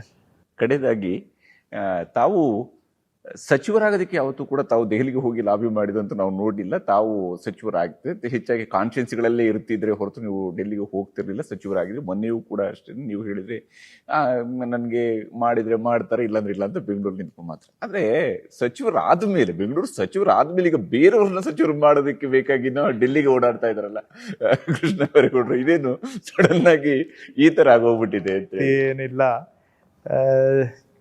ಆ ರೀತಿ ಯಾರನ್ನು ಸಚಿವರು ಮಾಡಿಸುವಂತಹ ಪ್ರಯತ್ನ ಏನಿಲ್ಲ. ಕೆಲವು ಕೆಲಸದ ಮೇಲೆ ಅಥವಾ ರಾಜಕೀಯ ಕೆಲಸದ ಮೇಲೆ ದೆಹಲಿಗೆ ಹೋಗಲೇಬೇಕಾಗತ್ತೆ. ಇನ್ನು ಕೆಲವರು ಸ್ನೇಹಿತರು ಹಿತೈಷಿಗಳು ಇರ್ತಾರೆ, ಅವ್ರಿಗೆ ನೈತಿಕ ಬೆಂಬಲವಾಗಿಯೂ ಕೂಡ ಅವ್ರಿಗೆ ಜೊತೆಗೆ ನಾವು ಇರಬೇಕಾಗತ್ತೆ. ಅಷ್ಟೇ ಬಿಟ್ಟರೆ ನಾವು ಯಾರನ್ನೂ ಮಿನಿಸ್ಟ್ರ್ ಮಾಡಿಸೋದು ಆ ಥರ ಯಾವುದೂ ವ್ಯವಸ್ಥೆ ಇಲ್ಲ ನಮಗೆ. ಏನು ಯಾಕಂದರೆ ಭಾಳ ವರ್ಷದಿಂದ ವ್ಯವಸ್ಥೆಯಲ್ಲಿ ಕೆಲಸ ಮಾಡಿದ್ದೇವೆ, ಸಾಕಷ್ಟು ಸ್ನೇಹಿತರು ಇರ್ತಾರೆ, ಹಿತೈಷಿಗಳು ಇರ್ತಾರೆ, ಅವರಿಗೆ ನೈತಿಕ ಬೆಂಬಲ ಕೊಡೋದು ಕೂಡ ನಮ್ಮ ಧರ್ಮ ಆಗಿರುತ್ತೆ. ಇನ್ನು ಕಣ್ಣ ಮುಂದೆ ಇರುವಂಥದ್ದು ಕೇವಲ ಒಂದು 20 ತಿಂಗಳ ಆಡಳಿತದ ಅವಧಿ ಮಾತ್ರ ಕಣ್ಣ ಮುಂದೆ ಉಳಿದಿದೆ. ಹೀಗಿರುವಾಗ 28ರಲ್ಲಿ ಎಷ್ಟರ ಮಟ್ಟಿಗೆ ನೀವು ಗೆಲ್ಲೋದಕ್ಕೆ ಈ 20 ತಿಂಗಳು ನೆರವಾಗುತ್ತೆ ಅನ್ನುವಂತಹ ವಿಶ್ವಾಸ ಇದೆ? ನಿಮ್ಮ ಪಕ್ಷ ಮತ್ತೊಮ್ಮೆ ಅಧಿಕಾರಕ್ಕೆ ಬರುತ್ತೆ ಅನ್ನೋಂಥದ್ದು ನಿಮ್ಗಂತ? ನಾನು ಆಗಲೇ ಹೇಳಿದೆ, ಮಾನ್ಯ ಸಿದ್ದರಾಮಯ್ಯನವರು ಕರ್ನಾಟಕದ ಒಂದು ರೀತಿಯ ಅದ್ವಿತೀಯ ನಾಯಕರು, ಜನಮನ್ನಣೆ ಪಡೆದಂಥವರು, ಆಡಳಿತ ಮತ್ತು ಸೈದ್ಧಾಂತಿಕ ಒಂದು ಗಟ್ಟಿ ನೆಲೆಯನ್ನು ಹೊಂದಿರತಕ್ಕಂಥವ್ರು ಮತ್ತು ಜನ ಅವ್ರನ್ನ ಭಾಳ ಇಷ್ಟಪಡುವಂಥವ್ರು. ಅವ್ರ ಜೊತೆಗೆ ಇವತ್ತು ಶಿವಕುಮಾರ್ ಅವರು ಒಂಥರ ಉತ್ಸಾಹಿ ಕೆಲಸಗಾರರು, ಏನಾದರೂ ಮಾಡಲೇಬೇಕು ಅನ್ನೋ ಛಲ ಇಟ್ಕೊಂಡು ಆರಂಭ ಮಾಡಿದ್ದಾರೆ. ಮತ್ತು ಶಿವಕುಮಾರ್ ಅವರು ನಿಮಗೂ ಗೊತ್ತು, ನಮಗೂ ಗೊತ್ತು, ರಾಜ್ಯದ ಜನಕ್ಕೂ ಗೊತ್ತು, ಅವರು ಒಂಥರ ಬಂಡೆ ಇದ್ದಾಗೆ, ಏನಾದರೂ ಒಂದು ಗುರಿ ಇಟ್ಟರೆ ಸಾಧನೆ ಮಾಡೋವರೆಗೂ ವಿರಮಿಸುವಂಥ ಮನುಷ್ಯ ಅಲ್ಲ. ಸೊ ಇವರಿಬ್ಬರ ಕಾಂಬಿನೇಷನ್ ಏನಿದೆ ಇವತ್ತು ನಮ್ಮ ಪಕ್ಷಕ್ಕೆ ಒಂದು ದೊಡ್ಡ ಶಕ್ತಿ ಇದೆ. ಜೊತೆಗೆ ಜನಸಾಮಾನ್ಯರು ಕೂಡ ಇವತ್ತು ನಮ್ಮ ಪರವಾಗಿದ್ದಾರೆ, ನಾವು ಜನರ ಪರವಾಗಿ ಕೆಲಸ ಮಾಡ್ತಾ ಇದ್ದೇವೆ. ಸೊ ಇವೆಲ್ಲದರ ಜೊತೆಗೆ ವಿರೋಧ ಪಕ್ಷಗಳಲ್ಲಿ ಹೇಳ್ಕೊಳ್ಳುವಂಥ ನಾಯಕತ್ವನೂ ಇಲ್ಲ ಅಥವಾ ಸಹಮತನೂ ಇಲ್ಲ. ಅವರು ಒಂದು ರೀತಿ ಗೊಂದಲದ ಗೂಡಾಗಿದೆ. ಅವ್ರದ್ದು ಏನನ್ನ ಹಾಕ್ಕೊಂಡ್ಲಿ ಅದು ಅವ್ರಿಗೆ ಬಿಟ್ಟಿದ್ದು, ನಾನು ಯಾಕೆ ಅವ್ರ ಬಗ್ಗೆ ಕಾಮೆಂಟ್ ಮಾಡಬೇಕು? ಇವತ್ತು ನಮ್ಮಲ್ಲಿ ಮುಖ್ಯಮಂತ್ರಿಗಳು ಭಾಳ ಗಟ್ಟಿಯಾಗಿ ಕೆಲಸ ಮಾಡ್ತಾ ಇದ್ದಾರೆ, ಉತ್ಸಾಹದಿಂದ ಕೆಲಸ ಮಾಡ್ತಾ ಇದ್ದಾರೆ. ಮತ್ತು ನಿಮಗೆ ಗೊತ್ತು, ಭಾರತದಲ್ಲಿ ಇತ್ತೀಚಿನ ವರ್ಷಗಳಲ್ಲಿ ಈವನ್ ನೀವು BJP ಆಡಳಿತ ಇರೋ ರಾಜ್ಯ ತಗೊಂಡ್ರೂ ಕೂಡ ಇಷ್ಟು ಸ್ಮೂತಾಗಿ, ಇಷ್ಟು ಪಾಸಿಟಿವ್ ಆಗಿ ಒಬ್ಬರಿಂದ ಇನ್ನೊಬ್ಬರಿಗೆ ಅಧಿಕಾರ ಹಸ್ತಾಂತರ ಆಗಿದ್ದ ಉದಾಹರಣೆನೇ ಇಲ್ಲ. ಇದರು ಸಿದ್ದರಾಮಯ್ಯನವ್ರಿಗೂ ಕ್ರೆಡಿಟ್ ಹೋಗುತ್ತೆ, ಶಿವಕುಮಾರ್ ಅವರು ನಡ್ಕೊಂಡ ರೀತಿಗೂ ಕ್ರೆಡಿಟ್ ಹೋಗುತ್ತೆ, ಮತ್ತು ನಮ್ಮ ಪಕ್ಷ ಕೂಡ ಇದನ್ನು ಭಾಳ ಜವಾಬ್ದಾರಿಯಿಂದ ಭಾಳ ಸೂಕ್ಷ್ಮವಾಗಿ ನಿರ್ವಹಣೆ ಮಾಡಿದ್ದಾರೆ. ಸೊ ಅದು ಪವರ್ ಟ್ರಾನ್ಸಿಷನ್ ಆದಾಗ ಎಲ್ಲೋ ಒಂದು ಕಡೆ ಸೆಟ್ ಬ್ಯಾಕ್ ಆಗುತ್ತೆ ಅಂತ ಅಂದ್ಕೊಂಡಿದ್ದು ಇವತ್ತು ಆ್ಯಕ್ಚುಲಿ ಅದೇ ಒಂದು ರೀತಿ ಪಾಸಿಟಿವ್ ಆಗಿ ಎಲ್ಲರೂ ಸಿದ್ದರಾಮಯ್ಯನವ್ರ ಸಪೋರ್ಟರ್ಸೇ ಆಗಲಿ ಎಲ್ಲರೇ ಆಗಲಿ ಖುಷಿಯಿಂದ ಈಗ ಟ್ರಾನ್ಸಿಷನನ್ನು ಒಪ್ಕೊಂಡಿದ್ದಾರೆ. ಸೊ ಇವೆಲ್ಲ ನಮ್ಮ ಪಾರ್ಟಿಗೆ ಭಾಳ ದೊಡ್ಡ ಸ್ಟ್ರೆಂತನ್ನು ತಂದು ಕೊಟ್ಟಿದೆ. ಸೊ ಸಚಿವರು ಕೂಡ ಈಗ ಸದ್ಯದಲ್ಲೇ ಇನ್ನೇನು ಕ್ಯಾಬಿನೆಟ್ ಎಕ್ಸ್ಪ್ಯಾನ್ಷನ್ ಆದರೆ, ಪೂರ್ತಿ ಮಂತ್ರಿಮಂಡಲ ಆದರೆ ಒಂದು ಶಕ್ತಿಯಿಂದ ಕೆಲಸ ಮಾಡುವಂಥ ವ್ಯವಸ್ಥೆ ಬರ್ತದೆ.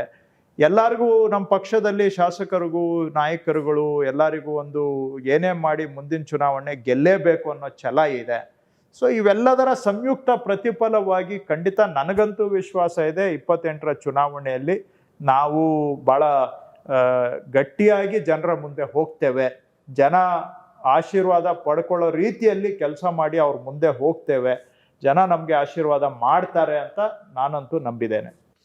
ಮುಗಿಸೋದಕ್ಕಿಂತ ಮುಂಚಿತವಾಗಿ ಜೆನ್ಜಿ ವಿಚಾರಕ್ಕೆ ಬಂದಾಗ ಈಗಾಗಲೇ ಸರ್ಕಾರಗಳ ನಿಲುವುಗಳ ಬಗ್ಗೆ ತಮ್ಮದೇ ಆದಂಥ ಒಂದು ಸ್ಪಷ್ಟ ಅಭಿಪ್ರಾಯವನ್ನು ಮತ್ತು ವಿಶೇಷವಾಗಿ ಭಾರತದ ಹೋರಾಟ ಪರಂಪರೆಯ ಮಾದರಿಯನ್ನು ಅನುಸರಿಸಿ, ಗಾಂಧಿ ಪರಂಪರೆಯನ್ನು ಅನುಸರಿಸಿಕೊಂಡು ತಮ್ಮ ಒಂದು ಹೋರಾಟವನ್ನು ರೂಪಿಸಿರೋದು ನಮ್ಮ ಕಣ್ಣ ಮುಂದೆ ಇದೆ. ಇದು ಕೇವಲ ಒಂದು ಸರ್ಕಾರದ ವಿಚಾರಕ್ಕೆ ಮಾತ್ರ ಸೀಮಿತ ಆಗೋದಿಲ್ಲ, ಕರ್ನಾಟಕದಲ್ಲಿರುವ ಸರ್ಕಾರದ ಪ್ರಶ್ನೆಗಳೂ ಕೂಡ ಬರಬಹುದು, ಆ ವಿಚಾರಗಳಿಗೂ ಕೂಡ. ನಿಮ್ಮ ಈಗಿನ ರಾಜಕಾರಣದ ಸ್ವರೂಪ ಎಷ್ಟರ ಮಟ್ಟಿಗೆ ನೀವು ಜೆನ್ಜಿಗಳನ್ನು ನಿಮ್ಮ ಕಡೆಗೆ ಅಥವಾ ಅವರ ವಿಶ್ವಾಸವನ್ನ ನೀವು ಗಳಿಸೋದರ ಕಡೆಗೆ ಯಶಸ್ವಿ ಆಗ್ತೀರಿ ಅನ್ಸುತ್ತೆ, ಅಥವಾ ಅವರ ಆಶೋತ್ತರಗಳಿಗೆ ಹೇಗೆ ಎಚ್ಚರಿಕೆಯಿಂದ ಸ್ಪಂದಿಸಬೇಕಾಗಿರುವಂತ ಜವಾಬ್ದಾರಿ ಇದೆ ಅಂತ ಅನ್ಸುತ್ತೆ? ಈಗ ಲಾಸ್ಟಲ್ಲಿ ಹೇಳಿದ್ರಲ್ಲ, ಅವರ ಆಶೋತ್ತರಗಳಿಗೆ ನಾವು ಭಾಳ ಜವಾಬ್ದಾರಿಯಿಂದ ಮತ್ತು ಎಚ್ಚರಿಕೆಯಿಂದ ಹಾಗೂ ಭಾಳ ಸೂಕ್ಷ್ಮತೆಯಿಂದ ಮತ್ತು ಪ್ರಾಮಾಣಿಕವಾಗಿ ಸ್ಪಂದಿಸಬೇಕು, ಅದು ಮುಖ್ಯ. ಅವರ ಸಮಸ್ಯೆಗಳನ್ನೆಲ್ಲವನ್ನು ಬಹುಶಃ ನಮಗೆ ಪರಿಹಾರ ಮಾಡಲಿಕ್ಕೆ ಆಗೋದಿಲ್ಲ. ಯಾಕೆ ಅಂತ ಹೇಳಿದ್ರೆ ಅವ್ರದ್ದು ಮೂಲಭೂತ ಸಮಸ್ಯೆ ಏನಿದೆ, ಇವತ್ತು ನೀವು ಹೈಯರ್ ಎಜುಕೇಷನ್ನೇ ತಗೊಳ್ಳಿ ಅಥವಾ ಜಾಬ್ ಮಾರ್ಕೆಟೇ ತಗೊಳ್ಳಿ, ಅವಕಾಶಗಳು ತುಂಬ ಕಮ್ಮಿ ಇದ್ದಾವೆ, ಎಂಪ್ಲಾಯ್ಮೆಂಟ್ ಜನ್ರೇಷನ್ ಆಗ್ತಾ ಇಲ್ಲ, ಜೀವನೋಪಾಯದ ಮಾರ್ಗಗಳು ತುಂಬ ಕಮ್ಮಿ ಆಗಿದ್ದಾವೆ. ಹೈಯರ್ ಎಜುಕೇಷನ್ನು ಕೂಡ ಯಾವುದಾದ್ರೂ ಒಳ್ಳೆ ಇನ್ಸ್ಟಿಟ್ಯೂಷನ್ಗೆ ಹೋಗಬೇಕು ಅಂತ ಹೇಳಿದ್ರೆ ಭಾಳ ಕಡಿಮೆ ಇದ್ದಾವೆ. ಬೇರೆ ಕಡೆ ಹೋಗ್ಬೇಕು ಅಂತ ಹೇಳಿದ್ರೆ ಹೈಯರ್ ಎಜುಕೇಷನ್ನು ಬರೀ ದುಡ್ಡದು ವ್ಯವಹಾರ ಆಗಿಬಿಟ್ಟಿದೆ. ಸೊ ಇದೆಲ್ಲದ್ರ ಮಧ್ಯ ಎಲ್ಲೋ ಒಂದು ಕಡೆ ನನಗೆ ಅರ್ಹತೆ ಇದ್ದು ಪಾರದರ್ಶಕ ಇಲ್ಲ ಅಂತ ಹೇಳಿದ್ರೆ ಸಿಸ್ಟಮಲ್ಲಿ ನನಗೆ ಅರ್ಹತೆ ಇದ್ದು ನನಗೆ ಅನ್ಯಾಯ ಆಗ್ತಾ ಇದೆ ಅಂತ ಹೇಳಿದ್ರೆ ಆವಾಗ ಅವರ ಆಕ್ರೋಶ ಭುಗಿಲೇಳುವಂಥ ಪರಿಸ್ಥಿತಿಗೆ ಈಗ ತಲುಪಿದೆ. ಯಾಕಂದರೆ ಎಕ್ಸಾಮ್ಗಳು ಸರಿಯಾಗಿ ನಡೀತಾ ಇಲ್ಲ. ಇದು ನೀವು ಹೇಳ್ದಂಗೆ ಇದೇನು ಬರೀ ಅವ್ರಿಗೆ ಅಲ್ಲ, ನಮ್ಮದು KPSCದು ಹೇಳಕ್ಕೆ ಹೋದರೆ ಇಲ್ಲಿ ಏನು ನಾವು ತಲೆ ಎತ್ಕೊಂಡು ಹೇಳೋಕ್ಕಾಗೋದಿಲ್ಲ. ಅದು ಒಂದು ಕಾನ್ಸ್ಟಿಟ್ಯೂಷನಲ್ ಬಾಡಿ, ನಾವು ಅವ್ರಿಗೆ ಡೈರೆಕ್ಷನ್ ಕೊಡೋಕ್ಕೂ ಆಗೋದಿಲ್ಲ. ಆದರೆ ಜನರ ಸಿಟ್ಟು ನಮ್ಮ ಮೇಲೆ ಬರುತ್ತೆ. ಅವರು ಮಾಡ್ತಾ ಇರೋ ಅನಾಹುತಗಳಿಗೆ ನಾವು ಒಂದೊಂದು ಬಾರಿ ಏನಪ್ಪ ಮಾಡೋದು ಅಂತ ನಮಗೂ ತಲೆ ಕೆಟ್ಟೋಗುತ್ತೆ. ಆದರೆ ಜನರ ಸಿಟ್ಟು KPSC ಒಂದು ಅಟಾನಮಸ್ ಬಾಡಿ, ಕಾನ್ಸ್ಟಿಟ್ಯೂಷನಲ್ ಬಾಡಿ ಅಂತ ಜನರಿಗೂ ನಾವು ಹೇಳಿದ್ರು ಕೂಡ ಜನಕ್ಕೆ ಇದು ಅರ್ಥ ಆಗೋದಿಲ್ಲ. ಅವರು ಮಾಡೋ ತಪ್ಪುಗಳಿಗೆ ನಮ್ಮನ್ನ ಜನ ಕೂಡ ಇವತ್ತು ನಮ್ಮ ಮೇಲೆ ಸಿಟ್ಟು ಬಿಡ್ತಾ ಇದ್ದಾರೆ. ಸೊ ಹಾಗಾಗಿ ಈಗ ಫಸ್ಟ್ ಆಫ್ ಆಲ್ ಅವ್ರ ಪ್ರಾಬ್ಲಮ್ ಸಾಲ್ವ್ ಆಗಬೇಕು ಅಂದರೆ ನಾನು ಆಗಲೇ ಹೇಳ್ದಂಗೆ ಅವಕಾಶಗಳು ಇವತ್ತು ಭಾಳ ಕಡಿಮೆ ಇದೆ. ಆಪರ್ಚುನಿಟೀಸ್ ಹೈಯರ್ ಎಜುಕೇಷನ್ಗೆ ಆಗಲಿ ಜಾಬ್ಸ್ಗೆ ಆಗಲಿ, ಇದನ್ನು ನಾವು ತಕ್ಷಣಕ್ಕೆ ಪರಿಹಾರ ಮಾಡೋದು ಕಷ್ಟ ಇದೆ. ಇವರು ಸುಮ್ಮನೆ ಮೇಕ್ ಇನ್ ಇಂಡಿಯಾ ಅದು ಇದು ಅಂತ ಕತೆ ಹೇಳ್ಕೊಂಡು ಇರೋ ಅವಕಾಶಗಳೆಲ್ಲ ಕಳ್ಕೊಂಡಿದ್ದೀವಿ. ಇವತ್ತು ಹೊಸ ಉದ್ಯಮಗಳು ಭಾರತ ದೇಶಕ್ಕೆ ಬಂದಿದ್ದಿದ್ರೆ ಬಹುಶಃ ಜಾಬ್ ಮಾರ್ಕೆಟ್ ಇಂಪ್ರೂವ್ ಆಗ್ತಾ ಇತ್ತು. ಆದರೆ ಇವತ್ತು ಜಾಬ್ ಮಾರ್ಕೆಟು ಸರಿ ಇಲ್ಲ ನಮ್ಮ ದೇಶದಲ್ಲಿ. ಇವರು ಬರೀ ಕತೆಗಳು ಹೇಳ್ಕೊಂಡು 10-12 ವರ್ಷ ಕಾಲ ಕಳೆದಿದ್ದಾರೆ. ಸೊ ಈಗಿರುವಾಗ ಹೇಗೆ ಇವರ ಸಮಸ್ಯೆಯನ್ನು ಪರಿಹಾರ ಮಾಡ್ತೀರಾ? ಇದು ಇವತ್ತು ಅವ್ರನ್ನ ಕಾಡ್ತಾ ಇರೋದು. ಆಮೇಲೆ ಅದರಿಂದಾನೇ ಅವ್ರಿಗೆ ಇವತ್ತು ಅದರಲ್ಲೂ ಕೂಡ ಎಕ್ಸಾಮ್ ಮ್ಯಾಲ್ ಪ್ರಾಕ್ಟೀಸಸ್ಸು ಅದು ಇದು ಆಗೋದ್ರೆ ಇರೋ ಒಂದೆರಡು ಅವಕಾಶಗಳಲ್ಲೂ ನಮಗೆ ಅರ್ಹತೆ ಇದ್ರೂ ಪಾಲ್ ಸಿಗೋದಿಲ್ಲ ಅನ್ನುವಂಥ ಸಿಟ್ಟು ಭುಗಿಲೆದ್ದಿದೆ. ಸೊ ಇದನ್ನು ಎಷ್ಟು ಮಟ್ಟಿಗೆ ನಾವು ಪರಿಹಾರ ಮಾಡೋಕ್ಕಾಗುತ್ತೋ ಇಲ್ವೋ ಅನ್ನೋದು ಒಂದು ಕಡೆ. ಆದರೆ ಕನಿಷ್ಠ ಅವ್ರ ಸಮಸ್ಯೆ ಅರ್ಥ ಮಾಡಿಕೊಂಡು ಏನಾದರೂ ಸಿಸ್ಟಮಲ್ಲಿ ಬದಲಾವಣೆ ತಂದು ಪಾರದರ್ಶಕತೆ ತಂದು ವ್ಯವಸ್ಥೆ ಮೇಲೆ ವಿಶ್ವಾಸ ಉಳಿಸ್ಕೊಳ್ಳೋ ಅಂಥ ಕೆಲಸ ಆದರೂ ಮಾಡಬೇಕು ಒಂದು ಕಡೆ. ಅದು ನಮ್ಮ KPSCನೇ ಆಗಲಿ ಅಥವಾ ಬೇರೆ ರಿಕ್ರೂಟ್ಮೆಂಟ್ಸು. ನಾನು ಮುಖ್ಯಮಂತ್ರಿಗಳಿಗೆ ರಿಕ್ವೆಸ್ಟ್ ಮಾಡಿದೆ, ಸರ್ ಅವರು ಹುಡುಗರು ಸಿಟ್ಟಾಗಕ್ಕೆ ಮೊದಲು ನಮ್ದೆಲ್ಲ ಸ್ವಲ್ಪ ರಿಕ್ರೂಟ್ಮೆಂಟ್ಸನ್ನು ಸ್ಪೀಡಪ್ ಮಾಡೋಣ ಸರ್.